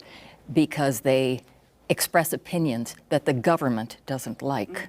I think that's how you're shaping the narrative, and that's what's wrong. See, this is what the legacy media is a tool of the establishment and the globalists and the Democratic Party, and they always shape the narrative. I mean, you laugh, but I think it's true. Let me prove it. They always shape the narrative, because I watch Washington Journal every morning, and they shape that same question. They shape the narrative a certain way where people answer a certain way, right? The Democratic Party is a... Truth finally made it to the stream. Welcome, bro. Just saw you there. Thanks for joining, man. Good to see you. Tool of... You know, in the 60s, the Democratic Party was against the establishment. Now they're for the establishment. Oh, no, we're not. But yes, they are. I mean, they are for the establishment. What do you mean by that? So we know. The establishment is what First of all, to think that these establishment politicians have the interests of the American people and America is absolutely not true. None of the politicians have the interests of America and Americans. That's why we voted for Trump, a non-establishment politician. These politicians have been taking advantage of the American people, milking us dry for decades, probably since World War II, after World War II, if you read all the information that's out on this stuff. Actually, in 1917, when Woodrow Wilson made experts the administrative state, the fourth estate, violating the Constitution, that's when all the problems started with the administrative state and all this stuff. Yeah. Okay, so they shaped that narrative. It's not about free speech. What that was about, that Jimmy Kimmel has had low ratings for a long time, for years. In fact, 60% of his audience, because conservatives listen to late night television. We used to listen to Johnny Carson. It was not political. 60% of his audience had disappeared, and the affiliates. Orv Care says, just stumbled on the channel, watching from Canada. Love the content. Thank you so much. Appreciate you. Thank you. In the Midwest had gone away from Jimmy Kimmel. Right? So he was No, I think we need to just keep it really simple. I think what it boils down to is, one, litigious lack of responsibility. What's up, Justin? Welcome back, bro. Good to see you. People don't want to be sued. And the media, left and right, forward or backwards. Justin, thanks for joining the membership, man. Appreciate you. Good looking out, dude. Thank you so much. It's like a chessboard, and they're using it to pit us against each other. They will present this, they'll present that, this side says this side says that, and we're constantly pitting each other. I think that the speech should be protected, and when you're at that level of a Jimmy Kimmel, people don't want to be sued, somebody doesn't want to like something, they got low ratings. It's all a part of the game. It is a game, but I may have a very unique perspective here because I am a far left-wing liberal who worked for Fox for over 20 years. And first of all, with that perspective in mind, we were talking earlier about inclusion, and hate speech is divisive. What I am seeing now is that the administration is making divisiveness, name-calling, them and us, acceptable. W. Durham. You're right. Back in the 60s, we were people, we were individuals. We are now being separated more into groups than at any time since before World War II. But we can't blame that on one person. We all have a responsibility. See, freedom of speech does not mean lack of responsibility. Agreed. There's a consequence. But the Democratic Party started this identity politics. They put us all in boxes.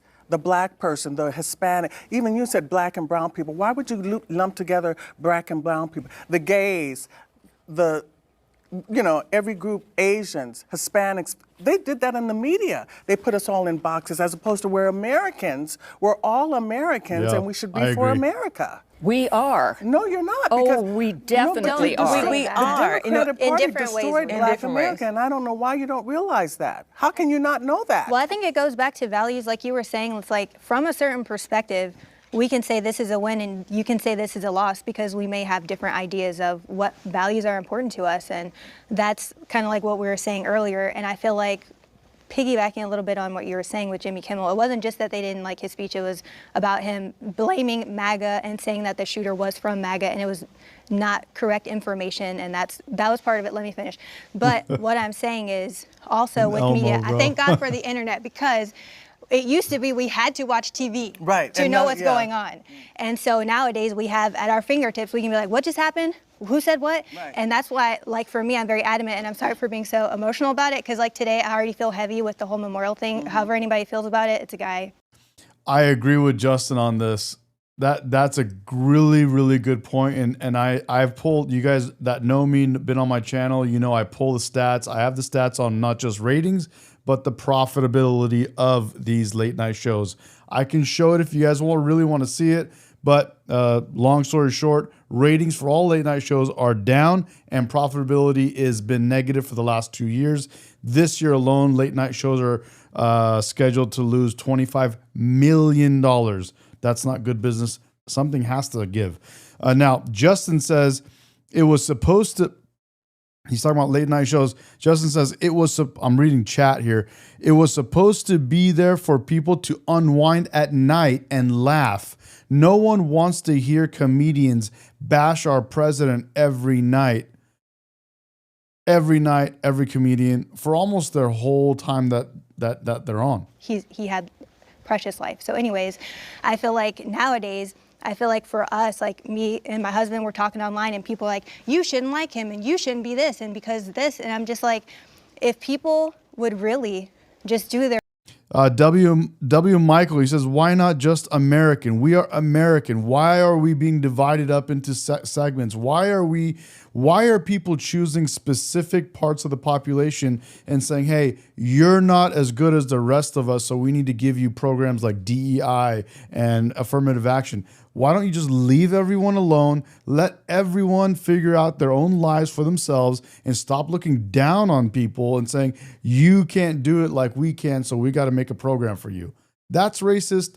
That's a bunch of ists, whatever you want to call them. Not cool. Their research and not look at clips and not just look at a quote. I think all of us should do that whenever you see any story. And I feel like with mainstream media a lot, you see these clips.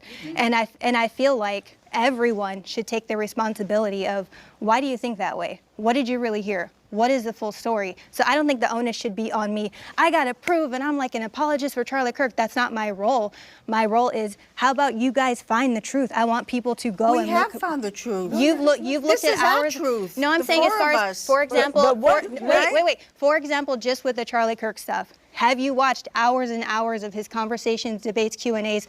I have. And so it's not up to me. It's not a research paper on everything Charlie Kirk said. It's like, you could go look. That's the beauty of the internet. You could literally go look. So I don't have to give a list of 5 things. You can go yourself. But also, like she said, my 5 things are not going to be as valuable as your 5 things. And you might see my 5 things as a negative thing. So go ahead. Now, you do realize that when you are on the internet, the algorithms are tracking and they will feed you exactly what you are looking for, not if I'm literally searching and trying to find both sides. You know why that argument doesn't trying hold? To find both sides. Because I was Democrat before for years, right? So I know, in fact, I even worked. Donaldson Farrow, I do not agree. In media. I worked for Court TV. I've worked in a lot of media. I can't even remember off the top of my head, but we got all our information from the media. The media is an arm of the Democratic Party. Not Fox. Except one. I'll tell you that, not Fox. We got our but the rest of it is, the legacy media is an arm of the narratives that they feed us is all the narrative, is not the interest of the American people. That's why we like MAGA, put America first. So the fact that I was a Democrat before, I know in fact, I went to liberal schools. I went to UCLA, I went to UC Berkeley. I worked in all liberal places in Los Angeles and everywhere. I know what the liberal position is. You've never heard how black. Donaldson Farrow says, you may not agree with me, but he was racist, is what he's trying to say there. And I would say, no, I totally disagree with you. And I think that's very subjective on your part. I have watched probably way more hours of Charlie Kirk, and I've created many, many reels on Charlie Kirk, of which many of them were very successful reels. But I have gone through lots and hours of Charlie Kirk's content, and I do not find him to be racist. Black Americans feel about conservative values. You've never known that Black Americans were competing for jobs being taken by illegal aliens and mass immigration. You don't even know the data. You guys said the audio is glitching? Audio cutting? Is it still cutting right now? Is my audio cutting right now? In the late 1800s, when Frederick Douglass and W. Du Bois and Booker T. Washington and Marcus Garvey, they said, listen, we do not want mass immigration because that competes with Black Americans economically. They knew that in the 1800s, in the late 1800s. Interesting. Not sure what's wrong with the audio. Okay, hang on one second.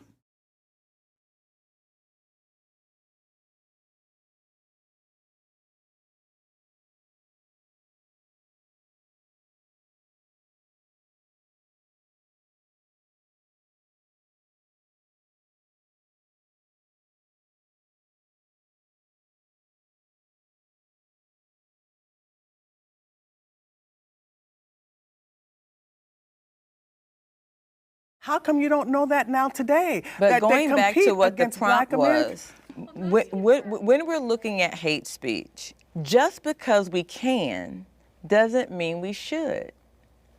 We should all have a responsibility for what we say. Agreed. Just because I think your outfit is pretty and she thinks it's crazy doesn't give her the right to say, well, I think, no. Hey, Jen, State Line, is my sound is good on your end? Is my audio coming in good too? Let me think about someone else first. And so we freedom of speech does not, hate speech should be protected. But with that speech, you have to consider that, how might this affect someone? They've already said that it's justifiable. They already said it's justifiable to kill Hitler and Nazis. We did not say No, that. she did say that. No. She did say No, that. I'm just so saying, if but you we say it's didn't. justifiable, The if three you say it's blondes didn't say justifiable, it. if you say it's justifiable to kill Hitler and Nazis, this issue is not even an issue. If you say it's justifiable to kill Hitler and Nazis, and you call Trump supporters Hitler and Nazis, it's justifiable to kill Trump and Trump supporters. That's just the end of the story. Where are you hearing that we, as a liberal community, are constantly going around calling people Hitler and Nazis? It's on Washington Journal every morning. They call it Trump is a Nazi, Trump is an idiot, Trump is a Hitler, Trump is stupid, Trump is a racist, Trump is a white supremacist. Every morning on Washington Journal. And Democrats call Trump Hitler and Nazis. Alexandria Ocasio-Cortez, Jasmine Crockett. They asked. Thank you, guys. Appreciate it. Thank you. Sound is back. Sweet. Kamala Harris. They asked love Biden, Jasmine Crockett. Is Trump a fascist? Democrats don't even know what a fascist is. Stalin was a fascist. Yes. Mussolini was a fascist. Trump is not Stalin. Okay? Let's have an opportunity for our side to talk a little bit about our prompt.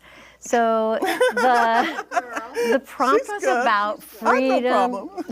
The prompt was about freedom of speech and hate speech. Right. So I actually think that we all agree that in the United States, one of the beautiful things about our democracy is that there is the right to say what we feel and to speak our truth.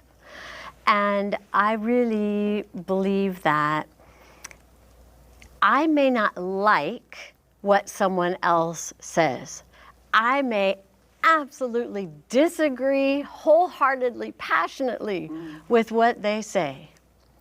But they have a right to speak their truth. And no one, not a person, not a government, not the money, should shut that down. And right now, I see some of the government shutting down some areas of free speech. I see money. She's looking over to her side to get some help, because what are you seeing exactly? Let us know. Where are you seeing that? Shutting down free speech.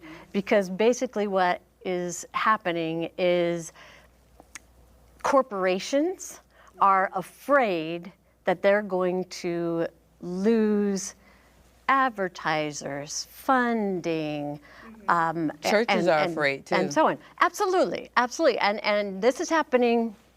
Well, on all kinds of speech. Roseanne do you Barr think lost it's her possible? job because Roseanne Barr lost her a job lot of because people During the Trump might. administration, it No, wasn't she during lost her Obama. job because she said Valerie Jarrett, the Obama administration, criticized because she said Valerie Jarrett looked like a monkey. Dave Chappelle lost his job because he talked about transsexuals. We couldn't talk about vaccines. We were censored. We couldn't talk about the mRNA gene therapy because we were censored on the internet. Hey, we couldn't talk about the 2020 election. We were all banned off Facebook, off of social media, off of X. Elon Musk had to buy X so that we could get back on. Hey, they banned. He bought X to get back. He bought X for himself. They took Trump off of X. He bought X for himself. But He didn't buy They it took for Trump bringing off it of X. down. The president of the United States was taken off of X because we were questioning the legitimacy of the 2020 election. So you got to because you people said it was stolen, and it wasn't stolen. No, that's You know, in my job, I would sit with people, you know, right after the Why did they cut that part? They were going at it. COVID, and to the point of the speech being hate speech and people saying things.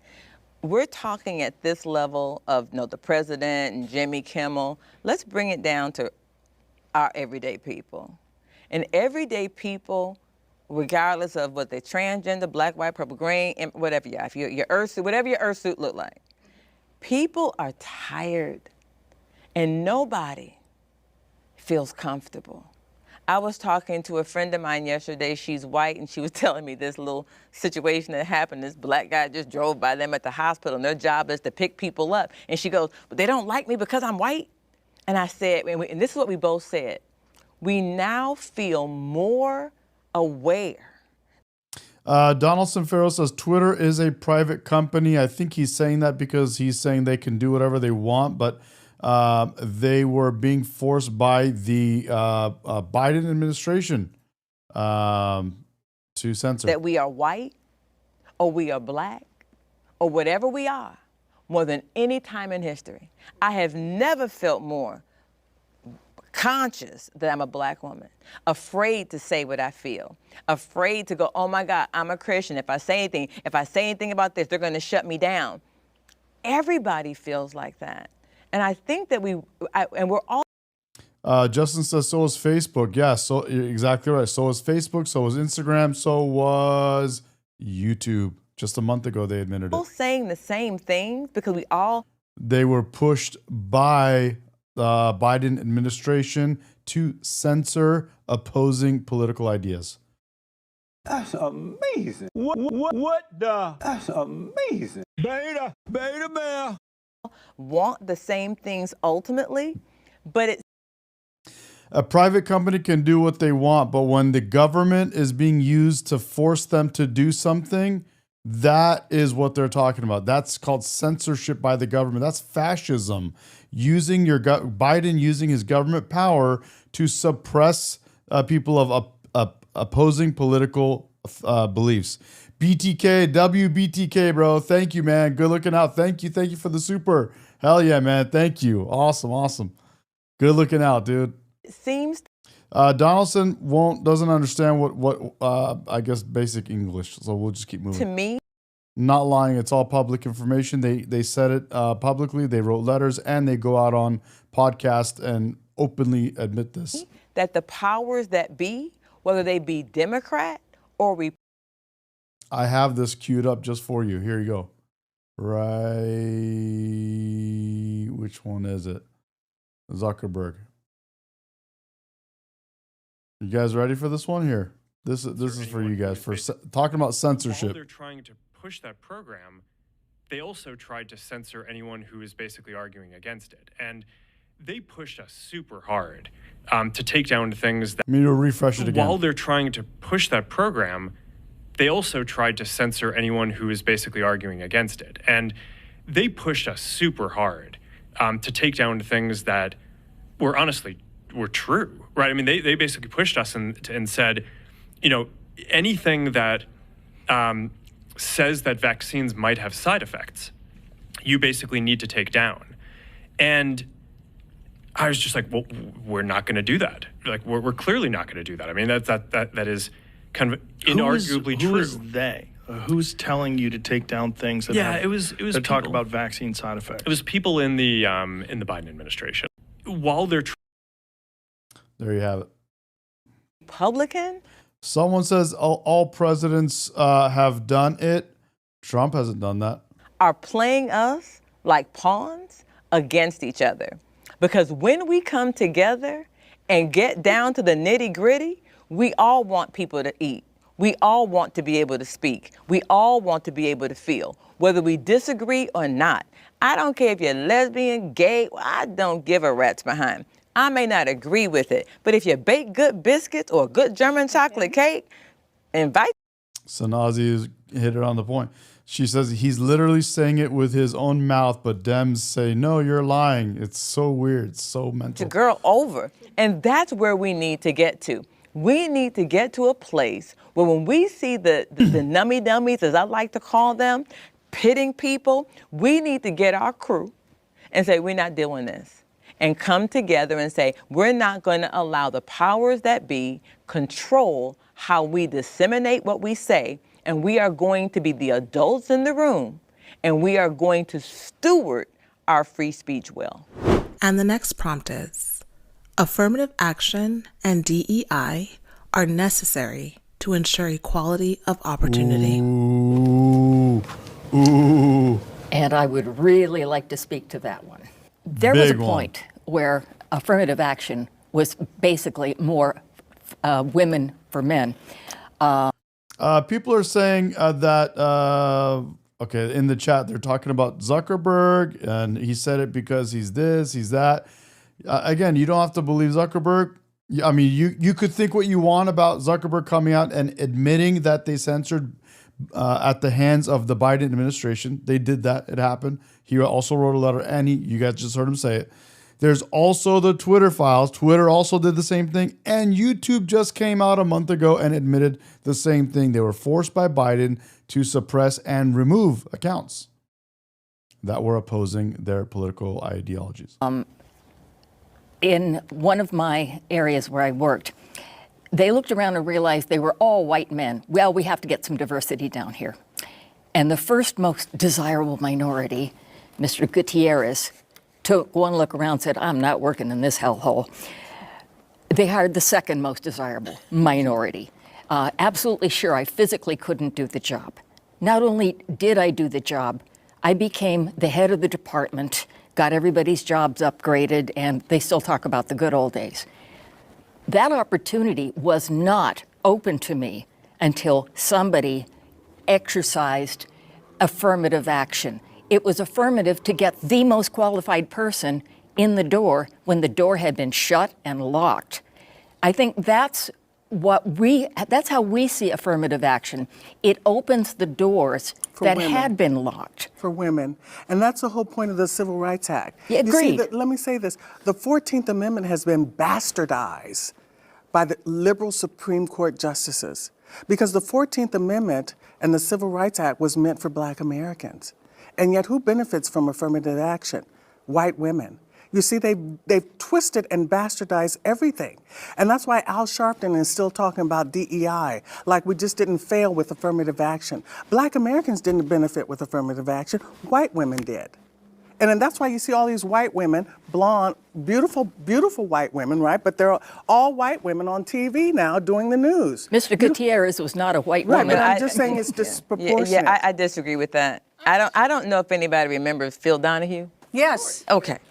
Phil Donahue did an episode on this when it first came out. I don't know why I still remember that, but I do. And it was a panel similar to this that disagreed and agreed with affirmative action. I do believe that there are times that it can be beneficial, but it could also be used against. So imagine you're a white boss that needs to hire this quota because now you got to do it. And you just don't want those N-words in your company because you don't believe that whatever. And it happens. So what you do is you hire the least qualified Black person to meet the quota, to say we did it, and they don't represent well. And what people don't understand, or what white America doesn't understand, is that even though you may not be like that, your counterparts, some of your counterparts are. So they are. So they make it bad for others, and we don't, because we don't talk, we don't hear it. So at what point do Black Americans choose to get an education, choose to work hard, and choose to position themselves in those places? In other words, if we want to look at the numbers, if we're not going to school and we're not, excelling in these jobs that would be, let's say, executive jobs, then how can you say we're marginalized if we're not even competing at the same numbers? The pool is not even there. So there has to be a responsibility on the Black American side to do the same thing that white Americans are doing to get those jobs. Now, if we're getting there and we have 30 Blacks and you have, they say, 30 whites, and then you don't pick, then there's a problem. But it should not be. All Black Americans that disagree with affirmative action and DEI, the only thing they're saying is, don't hire me because of my color. We only want you to hire us because we're qualified. We're all agreed I agree, BTK. But Black All of Americans us. have been rolling with the Democratic Party for the last 5-6 decades. And we're facing, I said this before, we're facing zero median wealth by 2053. So what was the whole point of everything? What was the whole point? What was the whole point of the Civil Rights Act? As I said, the data is the only thing that matters. This rhetoric means nothing. The data, if there's only 25% two-parent families in Black America, if we're facing zero median wealth by 2053, for every 10% increase in immigration and illegal aliens, Black Americans lose 1.5% of their income. That data that's the data. This rhetoric But corporate America has a responsibility. Corporate America has a responsibility. That's amazing. That's amazing. Why doesn't then corporate America, without any prompting from the government, just go to HBCUs and hire the best? You don't need a regulation to do what's right if you really want to change it. Why do you need government to tell you what to do? If you're not a racist company and you don't mind having Black people in your company, then Coca-Cola, Hyundai, all these companies could easily go to the top HBCUs. We want the best. They could go in. They could say, we want to compete. Make all the Black kids compete. And then you do, there's a number of things you can do. You should not need the government to tell you. What Dude, she's handling this one, bro. She's spitting bars, dude. we tell our kids, you W Surfer, dude. shouldn't need me to have to give you an allowance to clean your room. So Agree, state line. you hearken back to Phil Donahue, and I'm going to hearken back to Oprah. So once in a conversation about race, I heard Oprah say that if you are a Black person, every problem is about race. And if you are a white person, it's never about race. And the truth is somewhere in the middle. I think that when we are looking, what you all are looking at is the corporate end of DEI and affirmative action. The real crux of DEI is equity and equality. That means you would like for people to be on an even playing field when it comes to hiring. But if my family goes to a public school in a lower income area where I cannot attract good teachers, I do not have funding for my The devil is her daddy. extra. Satan is your daddy, woman. Satan is your daddy, woman. Satan is your daddy, woman. That's a lie. What the? Activities. Satan is your daddy, woman. Satan is your daddy, woman. Woman. How am I ever going to compete on an equal footing? How am it starts Before way there was long ever before civil you ever rights. get to an James, W. James, I got the same feeling. I didn't know how to explain it. You explained it why. Well, he says, why is she talking to them like they're 6 years old? Literally, bro. And it brings me back to what this whole conversation is about. It's about DEI, affirmative action. Why do you get to choose who is not good enough and who you're going to give extra programs to? Because, again, you're racist and you don't think some other people are not good enough, so they need their own special program. They need their own special yellow or whatever bus, right? Or I'm sorry, short bus or something. Dude, it's not cool. Leave people alone. Let them live their lives. Let them figure it out. They'll be just fine. Leave them alone. And then the other thing is, guys, we always go back to, if you apply this to something like basketball, NBA, what are you going to do? Get rid of the Black people that play NBA that are really good and we're going to have a shitty NBA? What are we talking about? BC to be able That's amazing. to have an equal opportunity. Before, this is what got me. When they were hanging black folks from trees, we still learned to read. When they were murdering us just for looking at a white woman down the street, we still learned how to read and do math.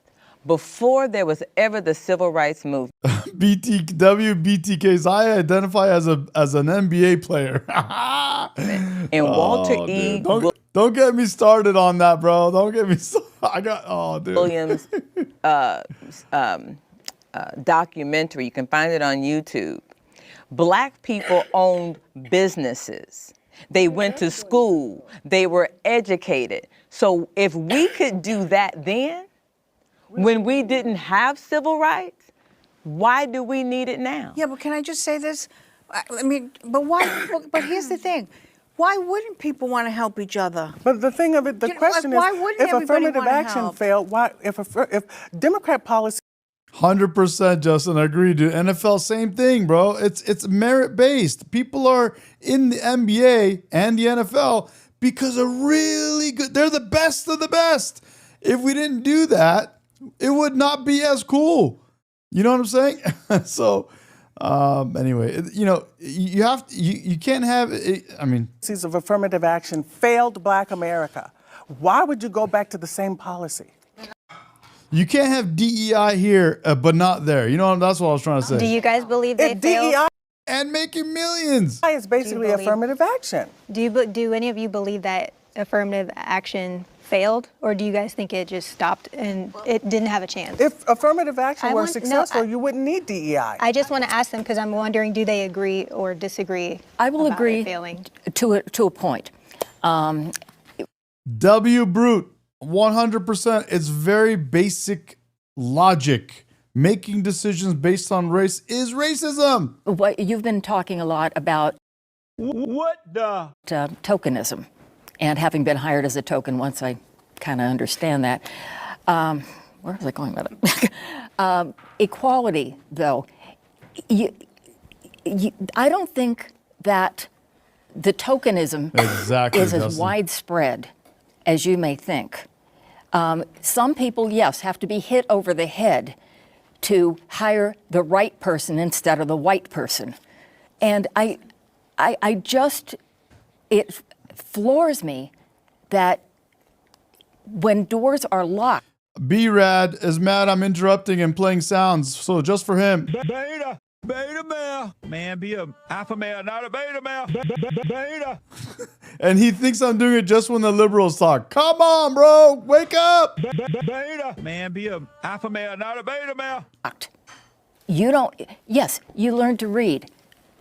Did they let you have a job because you learned to read? But the thing of it is, I think during Jim Crow, Black Americans had more Black businesses. They had funeral parlors, banks, insurance companies, bus stations, restaurants, everything. So maybe, Black Americans need to be more self-sufficient and not thinking about working a job, but maybe being entrepreneurial and opening up their own businesses. Well, if you think But people- about colleges and universities, anybody can get into a college and university. They made that accessible for everybody.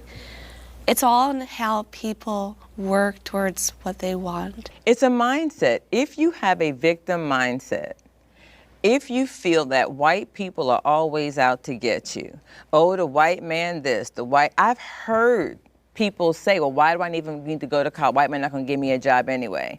Or I'm this because of a white man.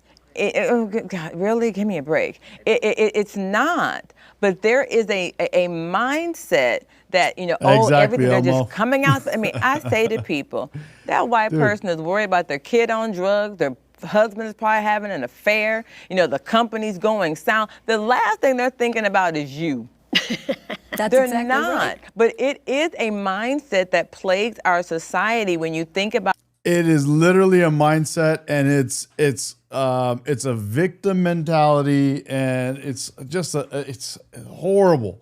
And this is why we love Jesse Lee Peterson, guys. As you guys know on this channel, bro. About what comes out, and I do believe that some of because he preaches literally what she's saying. These governmental issues or the elite have done a very good job of pitting blacks in a certain mindset, whites in a certain mindset, because we don't talk.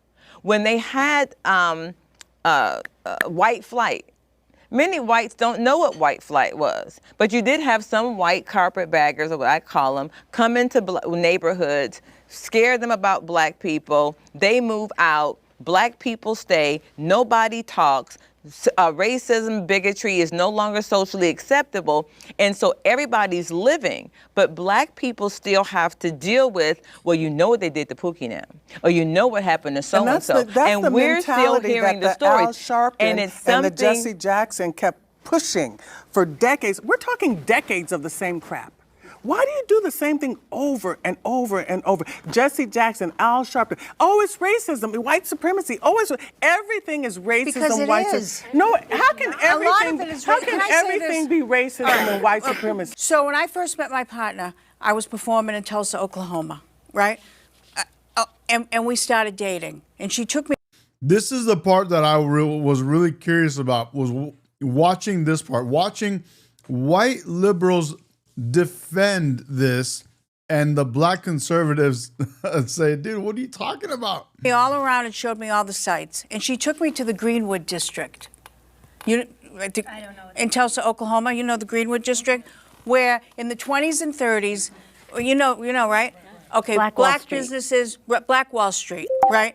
And she took me over to the Brady Theater and said, well, you know, a lot of the black people were buried here, and I said, "What are you talking about? Like, is this a date?" It's like, what is this? And she said, "You've never heard of the Tulsa race?" And I said, "No." She said, "Well, it was the Black Wall Street." She says, and they were. She says, and the black community was trying to better themselves, and I just get very upset when I remember it. Oh my gosh, she's gonna cry. And the white man came in and destroyed everything. Here's the thing. This is what happens when people don't talk. I'm black and I didn't. Great question. Callie says she can't even answer what a woman is. Know about Black Wall Street maybe the last 15, 20, maybe not in that long, 15 years. We don't talk. And so I understand when you hear it, because you're like, wait a minute, this isn't, I never. And then you hear it, I'm like you, I'm like, wait, we had Black Wall Street? We did what? But that's because education because they don't. So here's what we need to do. We need, hold on, Kathleen. We need to talk about, Kathleen, hold on a second. Kathleen, come on now. Wait. No, it doesn't. We need to come together and we need to recognize the tragedy of what happened. But we need to celebrate the triumphs that happened.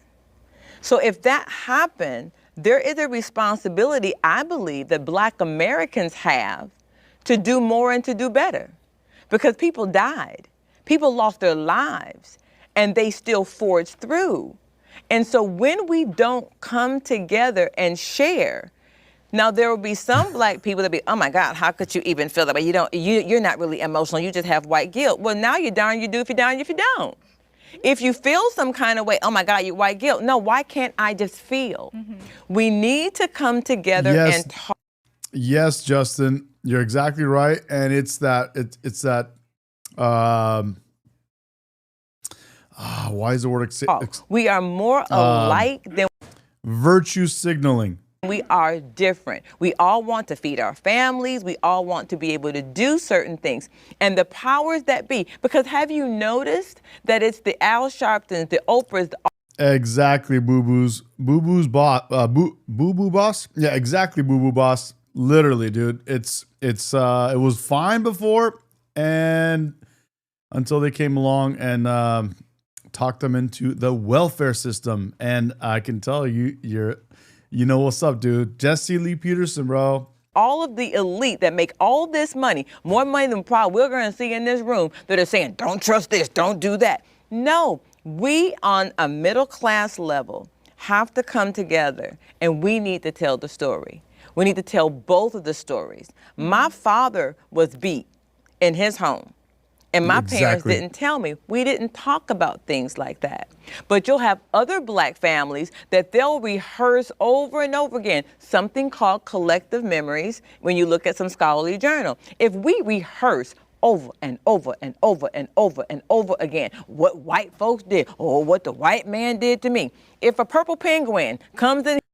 Donald said most people in our country are white. First and foremost, why that number would be high, if that is 77%, is because most people are white. But it doesn't mean what they're saying is not true. Here and it destroyed the black families, and in destroying the black families, it destroyed the upbringing of the black people for 3 generations in a row, and it did a lot of stuff, and which we will get into on other streams, which we have talked about during some Jesse Lee Peterson clips that we love to watch. Locks us all up, and we just spend the next 20 years talking about, oh, the purple penguin.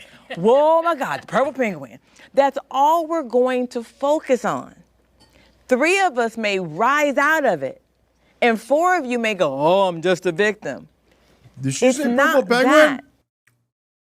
There's one sitting right in front of her. Did she really just say purple penguin? We have to make a choice to come together and say, the powers that be do not get the right or the authority to tell me how to think and how to feel.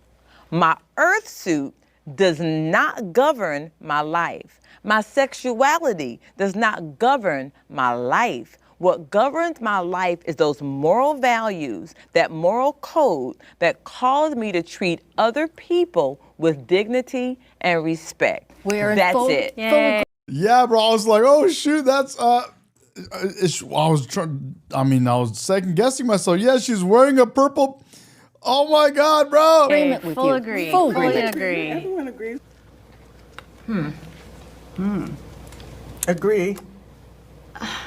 I'm thinking that Shula over. Smith Firestone. Do you know who she is? Sorry? Shula Smith Firestone. Have you read the book Feminism Against Progress by Mary Harrington? I have not. When did the feminist movement actually start? Well, if you want to go back as far as Susan B. Anthony, Go way back. I think there's always been some feminist movement. Some of it just got more press than the rest. And probably World War II did more to advance women than any other event in American history, because they had no longer any excuse for not hiring us. Yeah. And So working is the most important thing to women? Having a job? being able to have a job, not That's necessarily. the most important? That is not what I said. We were banned from, all of us, from so many occupations and so many Didn't women areas. work in World War II? That's what I'm said. saying. That's when they had to acknowledge that women had equal or superior skills to the idiot men who'd been holding those jobs before. Yes, there was this big campaign to get us all back into the house in the 50s. And if you notice, the mothers from the 40s and 50s are the ones who sent their daughters to college because they wanted out of that cycle. What feminism is about is allowing us to have a choice. If you want to stay home and be a trad wife, that should be your choice. If you want to be the CEO of a multinational company, that should be your choice. But the ability to have that choice is what feminism is really about. Because I'm wondering.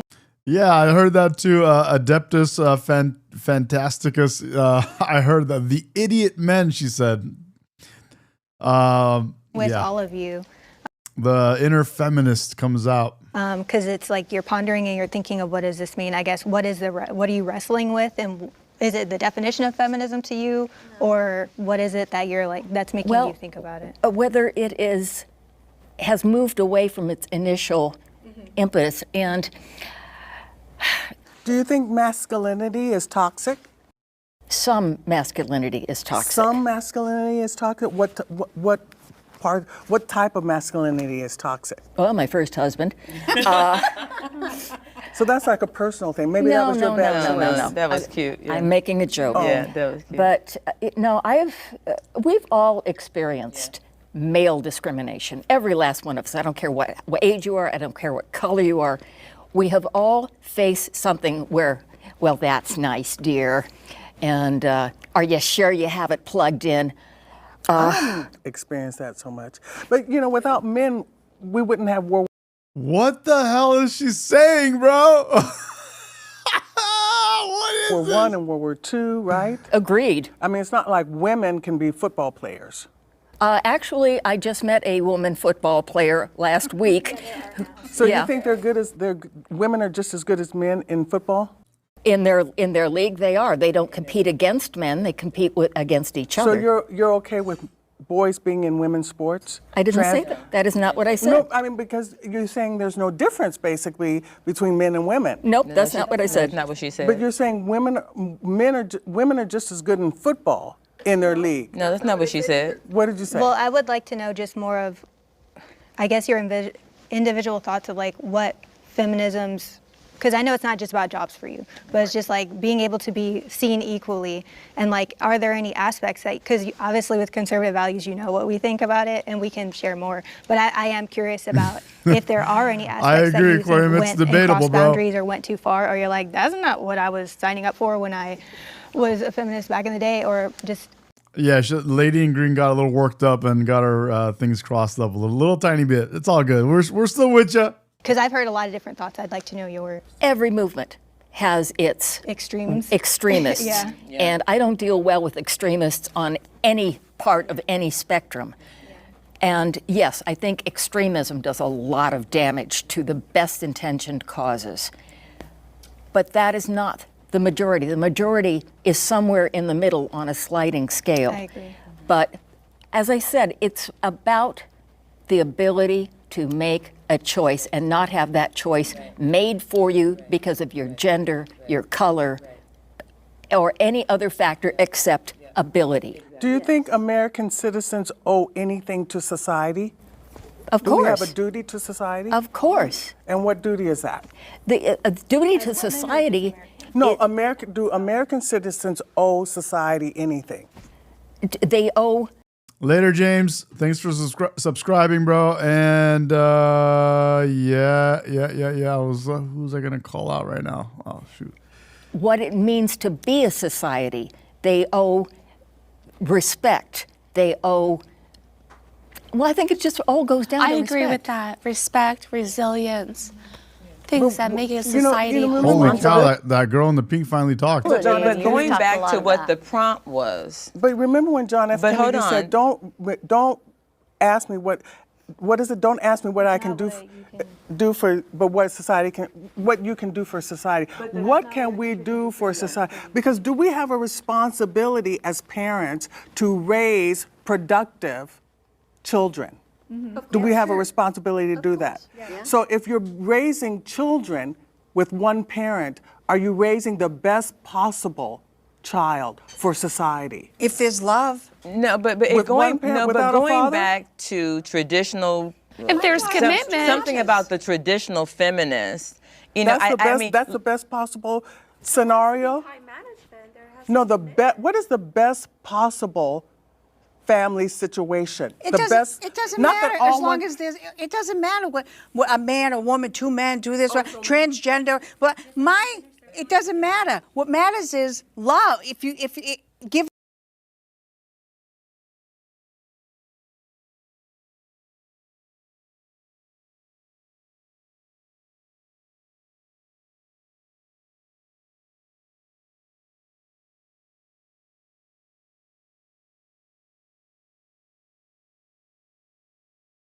Even love, that's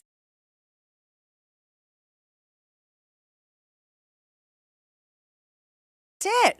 My mother didn't have a pot to piss in, right? Or my friend Jerry used to say, I wanted to throw it out. She gave us, and my father was hardcore. He was a Trump guy. Oh man, you're right. You're right. If you didn't agree with. You're right. I was muted. I was saying BT. You're right, bro. Trump with 8 peace treaties in 9 months, and he still can't get no love.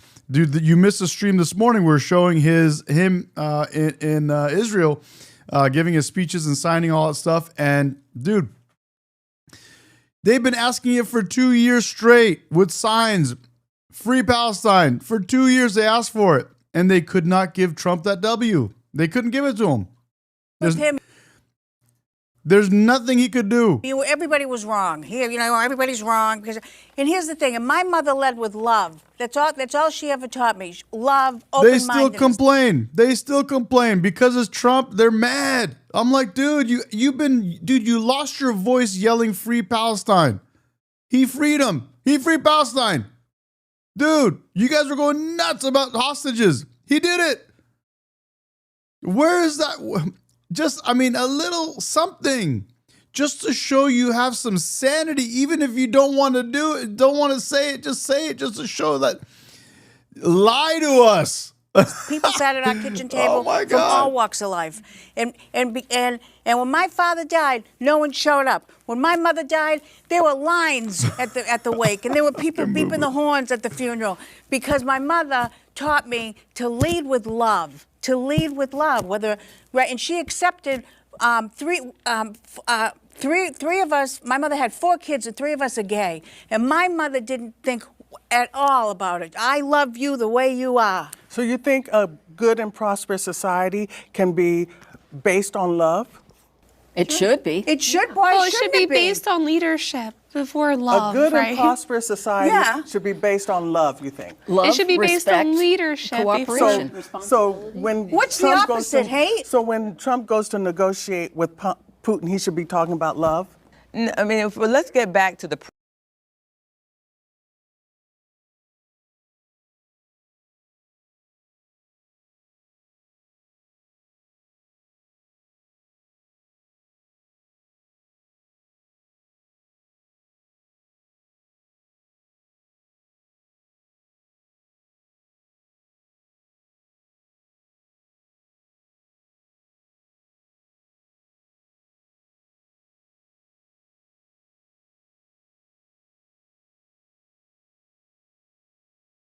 Prosperous society. And my father was hardcore. He was a Trump guy. If you didn't agree with him, everybody was wrong. Here, everybody's wrong. And here's the thing, and my mother led with love. That's all she ever taught me. Love, open-mindedness. People sat at our kitchen table from all walks of life. And damn, I was still muted. Dang it. I was saying that UB Kiem said he's a goat. I said the great white hope. He's a great white hope, baby. The great white hope.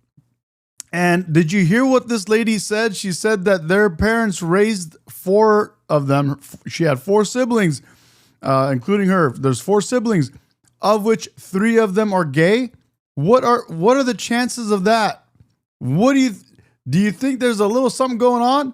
And when my father died, no one showed up. When my mother died, there were lines at the wake, and there were people beeping the horns at the funeral, because my mother taught me to lead with love. To lead with love, and she accepted 3 of us. My mother had 4 kids, and 3 of us are gay, and my mother didn't think.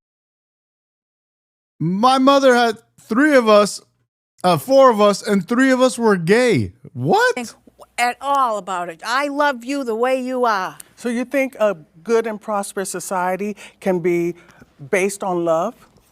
It should be. It should. Why it should be based on leadership before love. A good right? and prosperous society should be based on love, you think? Love, it should be based respect, on leadership. cooperation. So when what's Trump the opposite? Hey. Is it like what people are doing these days, raising their kids, and like as soon as their daughter plays with a truck for 2 seconds, all of a sudden, oh, so you're a guy? Are you a boy? You might be a boy. Looks like you're a boy. Let's put some boy clothes on you. Yeah, you can wear boy clothes. Do you like fire trucks? Do you like here? Let me give you a fire truck. Like, no, they're just playing with toys, bro. Like, leave them alone. Hey, like, so what's when going Trump on? goes to negotiate with Putin, he should be talking about love. Let's get back to the point. Yeah. The boy for 2 seconds picks up a Barbie doll. 2 seconds, just as like, what the heck is this thing? Oh wow, you like Barbie dolls? Let's chop it off. Let's go to the hospital. Let's get it chopped off. The prompt is talking about traditional feminist and has it moved away. I think I got that original right. goal, yeah. Yeah, feminine goal.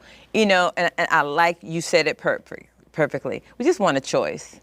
We just want options and a choice. Now, has it moved to the other side to where there are people out there that are throwing trad wives under the bus and making women who want to raise their family as if they are less in society? That should not be. I do Exactly, think Mark. that there is something, and I do believe that there are, when I say statistics, doing a mixed study, because you just can't look at quant or qual, you have to look at everything. There is a point to that. And I do believe, that there's a reason why, whether we think it's antiquated or not, that there is a mother and a father in the home because of what each does for that child and how they foster identity in them. Now, we're not here to talk about that, but I do believe that's important. Love is good, but love without accountability and responsibility is a mess. If I love you so much that I never tell you the truth about something, then there's a problem, because with love, there is an ethical standard that we need to also operate in. Love is not just an emotional wookie wookie woo, I love you. So I'm guessing that what you're saying when you're equating it to women raising children by themselves and stuff is, in some instances, I've seen a lot of women don't need men because men are actually bad. And women who want to have traditional households are brainwashed. I've been called brainwashed for having traditional values, and I'm glad that you guys don't agree with that. And I do feel like in some instances when things go too far, then obviously it's just like, well, you're grateful, like I'm grateful for the rights that I have, but you don't want it to get to the point where now it's just like, feels like it's self-destructing.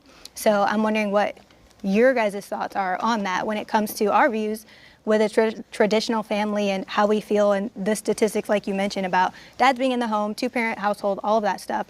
When it comes to feminism, do you think that any part of that has gone too far with like, we don't need men, men are toxic, we adopt children by ourselves, we IVF by ourselves because we don't want to be associated with having that in our life? Because that's what I'm seeing. Because that's what Less I'm seeing. women are getting pregnant now. Less women are getting pregnant. Some women do not want kids.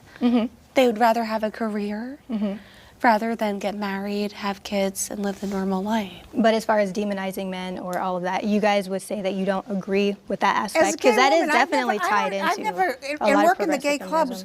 I worked all the gay clubs all across the country on my nights off, from straight clubs. I've never heard gay women hate men, straight men. I didn't say gay women. I'm saying in the movement that has gone too far, there are many women, many feminists who title themselves feminists, where they demonize men and manhood. Period. I don't think gay and women hate men. I think straight women hate men. I think Well, maybe extreme straight men need to be feminist responsible views. for their actions. Well, no, because I think women in politics women shouldn't even be in politics. Oh, They're too dear. No, they're too emotional, like Nancy Pelosi. Dear. Oh, dear. You think Nancy's emotional? Women are like, you can't trust them because their emotions are fleeting. They feel one way one day and they feel another way. Like Nancy Pelosi. Yes, Nancy Pelosi's Italian. I know And let me tell you Bro, she completely triggered him, bro. Look at this. something, okay? I'm Italian. And my grandmother would look at her and say, she's not Italian. As I said, there are extremists in every movement. And extremists do not speak for the majority of the people in any movement. It's true. Feminism was really always about choice. If you want to choose to be a pearl-wearing, apron-donning cookie baker, good for you. I can't do it. Good for you. I'm glad you're there. But I'm not going to demonize you for being different than me. You had a choice. I had a choice. It was just about creating the ability to have that choice. Please don't listen to extremists on any end of any subject. And the last prompt is, Christian values should guide American laws and policies. Do you at the end have a response? You realize tough that one. I'm neutral. You realize Jesus was a socialist. I This is disagree. inaccurate. He fed the hungry, he healed the sick, didn't ask for their papers, Suffer the little children to come unto me. No, not you. You're the wrong color. No, but he also, so there's a difference. See, If you were to ask me who I would rather have lunch with or dinner with, just to hang out as just a lunch or dinner, let me ask you guys, who would you guys, of all the people that are on this, of either side, the white girls or the black girls, would you rather have dinner with? if you're going Or lunch with? to speak to that, there's a responsibility that we all have. And if we have, and I think it says it in 2 Timothy, well, it is in 2 Timothy, he had a responsibility, and that example was he provided for all because he could. But then the parable of the talents lets us know that we are all responsible. State line. The black women, bro, I would for sure, if we were just gonna go have lunch and chat, I would way rather be chatting. And I'm not talking from picking a side or anything about, you know, which way I lean politically. I would just, if I was if I knew nothing and you had me watch these two sets of women, I would for sure rather sit down and have a discussion with the women on the right. 100%. Responsible to use that talent, whether we have 1, 4, or 5, for the greatness that we have. Does that make me racist? To do. So I believe that it's not that it's a socialist, it's a responsibility. And the responsibility that I have to do for others is there. So when we're looking at what we tend to do when we look at Christians or look at the life of Jesus or the Bible, we tend to want to filter it through our humanity, and we cannot. We have to look at it for what it is. And there's a responsibility on both sides. So if you choose that ideology of being a Christian, it's not that, oh my God, you don't go help people, but it's not that you don't go and excel either, because we serve a God that created us in his image with identity to do, to be. Thank you, Callie. Thank you. Good looking out. Appreciate you. To have and to take control. But with that identity and with that authority, we also have a responsibility to take care of the widow, to take care of the underprivileged, to take care of those in need. That does not negate the ability to excel and be creative and achieve. I agree with almost everything you're saying. And my position, just full disclosure, I'm an atheist. That's fine. And as I said in an earlier discussion, I don't deal well with extremists at any end. I have some extremist atheist friends who, if you sneeze and somebody said, God bless you. Did you, BTK, did you mean? Beta male. That's a teaching moment. No, it's not. Say thank you. Move on. Yeah. Every movement, whether it's fundamentalist Christianism, fundamentalist atheism, none of that speaks for most of us. I don't think we have really disagreed on any human aspect of society, Peace what out, Mark. society could See be you, and bro. should be. It's just our approach to how to get it in that direction. And frankly, I see so much hate in people who call themselves Christians. Not all Christians. But I don't see that kind of hate coming from a number of other religiously identified groups, except for extremists. Well, did she just say Christians have the most hate? Did I hear that right? What? What the?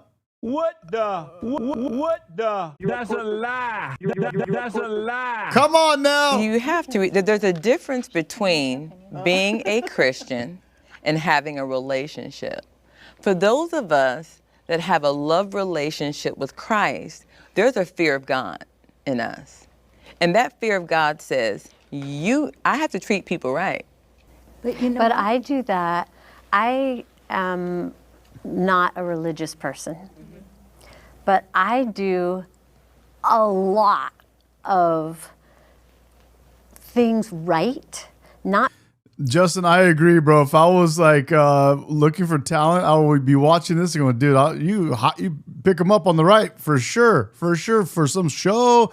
I would love to have one of them on my show. Do like a little podcast, a little discussion. Yeah, that'd be fun. Not because I fear God. Not because You know what I should do is hit one of them up, huh?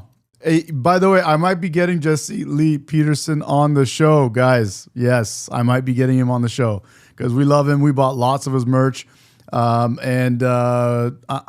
should probably hit up these girls on the right, see if they're down to do a little podcast, do a segment with us maybe. because I think I'm going to be rewarded in an W. afterlife. Michael, bro. Not Hell because yeah. I think I'm going to be punished by some Yeah, dude. power. Working on it. I do what I believe is right because I believe in humanity. I believe in trust and love and peace and help.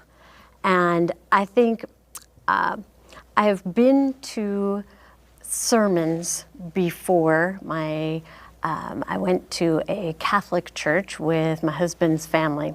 And the whole sermon went along about love thy neighbor and help the poor and one another. Kevin. And I was so into it, like, yes, believe it, I believe it. And then it came to the conclusion of the sermon, which was, and therefore, you should trust in God, you should give yourself to God. And I went, no, therefore, He would have destroyed the atheists in 5 minutes, not even 5 minutes, bro. 3 minutes. He would ask the same question and he would ask a question she couldn't answer, and he would stick to it and ask her the same question 10 times in a row, 15 times in a row until she finally answered and then got up and stormed out of there. you should be a good person. But we can only... Not because of God, not because I have to do it, not because I'm afraid or I'm going to get something out of it, but because I have that responsibility and that love to give. And that's good. I just want to touch on that real quick. And so, and there's a couple different aspects for those of us that believe, and we don't need God to be a good person. Agreed. You do not need God to be a good person. So. No, Sean, I was saying that Jesse Lee Peterson, I said if we brought Jesse Lee Peterson on the show, or if these girls were sitting with Jesse Lee Peterson, he would have destroyed the atheist girl in like 3 minutes, because that's his thing. He just goes right at that. And he has specific questions he asks that they just won't want to answer him, and they'll storm out sometimes. So there's a difference between being a Christian, being a good person, and then there's the salvation issue. Yeah. But the challenge with that is we're only as good as. And what I mean by that is, think of it this way. I'm sure all of us have been in the room. Something has happened at some point in our lives, and you say something, you do something, you respond a certain way, and you're like, oh my, I didn't know I could cuss like that. I did. Oh, wait, I didn't know I could drink like that. So the moment that we believe that we're good, without any other sort of foundation, is ultimately a fallacy. And that's even spoken of in psychology, because you don't know when you're going. Who is Manuel? Who are you talking to, bro? Someone else in the chat or me? Going to that moment. There have been interviews with people who've been homeless. Well, how did you end up? My kid died. Mm-hmm. This happened. Mm-hmm. The moment that those happen, so there's a difference between living with Christian values, which really lays the foundation of morality, because the apologist's view of that, and you can find William Lane Craig wrote a good book called On Guard, which is really good, that talks about how you really don't need God to be a good person, but it is God that lays the foundation of where good comes from. So going back to the question, America is not a theocracy. Right. It is a republic. And exactly, we don't want it to be, and most Christians don't want it to be, and those that think that way, maybe they got to screw loose. But we don't want that. But all we're saying is that there is an objective truth. There is a right, there is a wrong. There is a prescribed way, a standard that is, probably the better way. It doesn't make a person bad. We're not going to call them, or you're just Satan and evil because you don't do it. But there has to be a standard. Well, our U.S. somewhere. Constitution and the Bill of Rights are based on Christian principles. I mean, you can take Hillsdale. Have you read Thomas Jefferson? Yes, I have. Yeah, but the thing is, he was a deist, and it's important to understand, right? And the reason why those things matter is because how they view God. And many of them feel like, okay, God is there, but he's not intimately entwined in our lives and how we do things. So they're using that moral code. I think we all would agree that, it's not right to murder, it's not right to steal, it's not right to do those things. And so I do believe that there needs to be a balance. Now, if we take this back to some of our other, questions that we talked about, free speech and all these things, but what happens is, when we, as free moral agents, do not steward our morality well, our values well, our speech well, we end up getting what we have, where people are now fighting for their own person. And that's what you see today. Everything is relative to me and to I. I think part of the objection is calling morality Christian. Morality is not exclusively Then Christian. where does it come from? There isn't a remote tribe anywhere that's never gone anywhere that hasn't figured out that murder is a bad idea. Sleeping with your neighbor's wife, really bad idea. I think the problem that we have with ascribing morality as a Christian concept, it's not a Christian concept, it's a human concept. Agreed. Like I said, every society has its moral culture, and I have yet to find one that says killing babies is a great idea. Sleeping with your neighbor's wife, great idea. Stealing, terrific, go for it. Have you heard of Ashley Madison? No, I have not. Ashley Madison is a W, stay website frosted. specifically designed for people who want to cheat on their spouses. There are other dating apps that do it. I wish I was something. It's in storage right now. William Lane Craig broke it down in that book very succinctly where it comes from. The issue, I think, ultimately with the question is, should Christian values? I don't think anybody wants Jesus crammed down your throat, and I don't think he wants us to cram down your throat. I think that one of the challenges that people who don't want it, that I have found, that reject the truth of any type of those of us who are, Jesus lovers, is that he doesn't fit well with our flesh. Because the moment that we rise him into the authority that some of us believe it, I now can't do what I want to do. I can't say what I want to say because there's constraints there. I maybe can't live the way that I want to live because there are restraints there. Because with a morality that is based in Christian values, then there are some socially acceptable things that we do now, like multiple marriages. We know we got the sister wives thing, and that's becoming a big thing. We see the moving of, you're no longer a pedophile. Polygamy.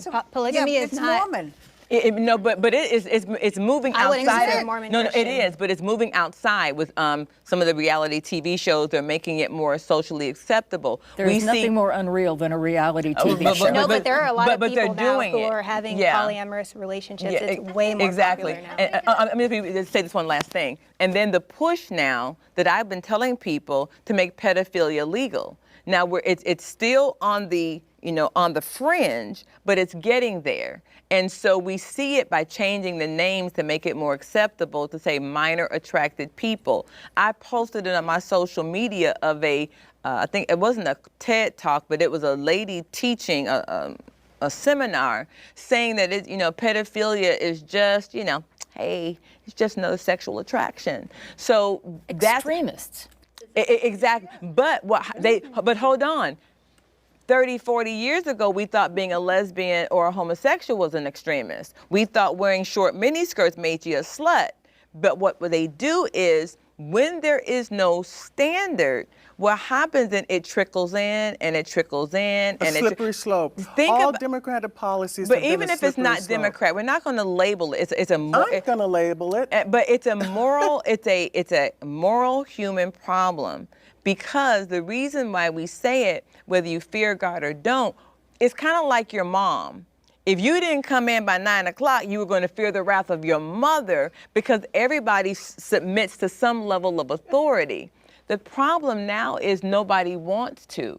I don't even want to submit to you because you hurt my feelings. No, I don't like what you said, so oh my God, I can't talk to you. Because there's no longer a responsibility to say we want to treat people as humans, and to say we want to honor people. It really has become a place of I. So I certainly think that there is a common moral code on which our Constitution was founded, on which current laws and theories should be based. But that moral code is not succinctly, specifically Christian. It can be Muslim, Judeo-Christian, can be secular humanist. There is a common moral code that I think should be at the basis for our governmental decisions. But that code does not have to prescribe to one religion or any religion. It should be based upon our societal norms and general moral compass.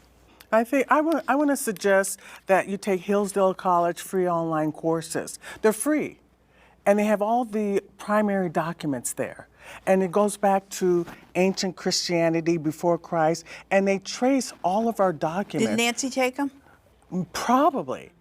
So, I know you're being funny, but I'm serious. I think that this kind of education is what's lacking.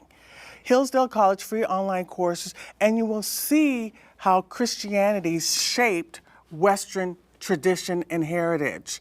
And so you won't be speaking from like your opinion. Well, I think it's very important, these conversations, like many of us echoed, to be here today. I think because a lot of these discussions live online, they become very toxic and impersonal, like you said. Guys, I got to call it quits pretty soon. This girl in the middle is finally talking, so we're going to hear her out, and then I'm going to call it here.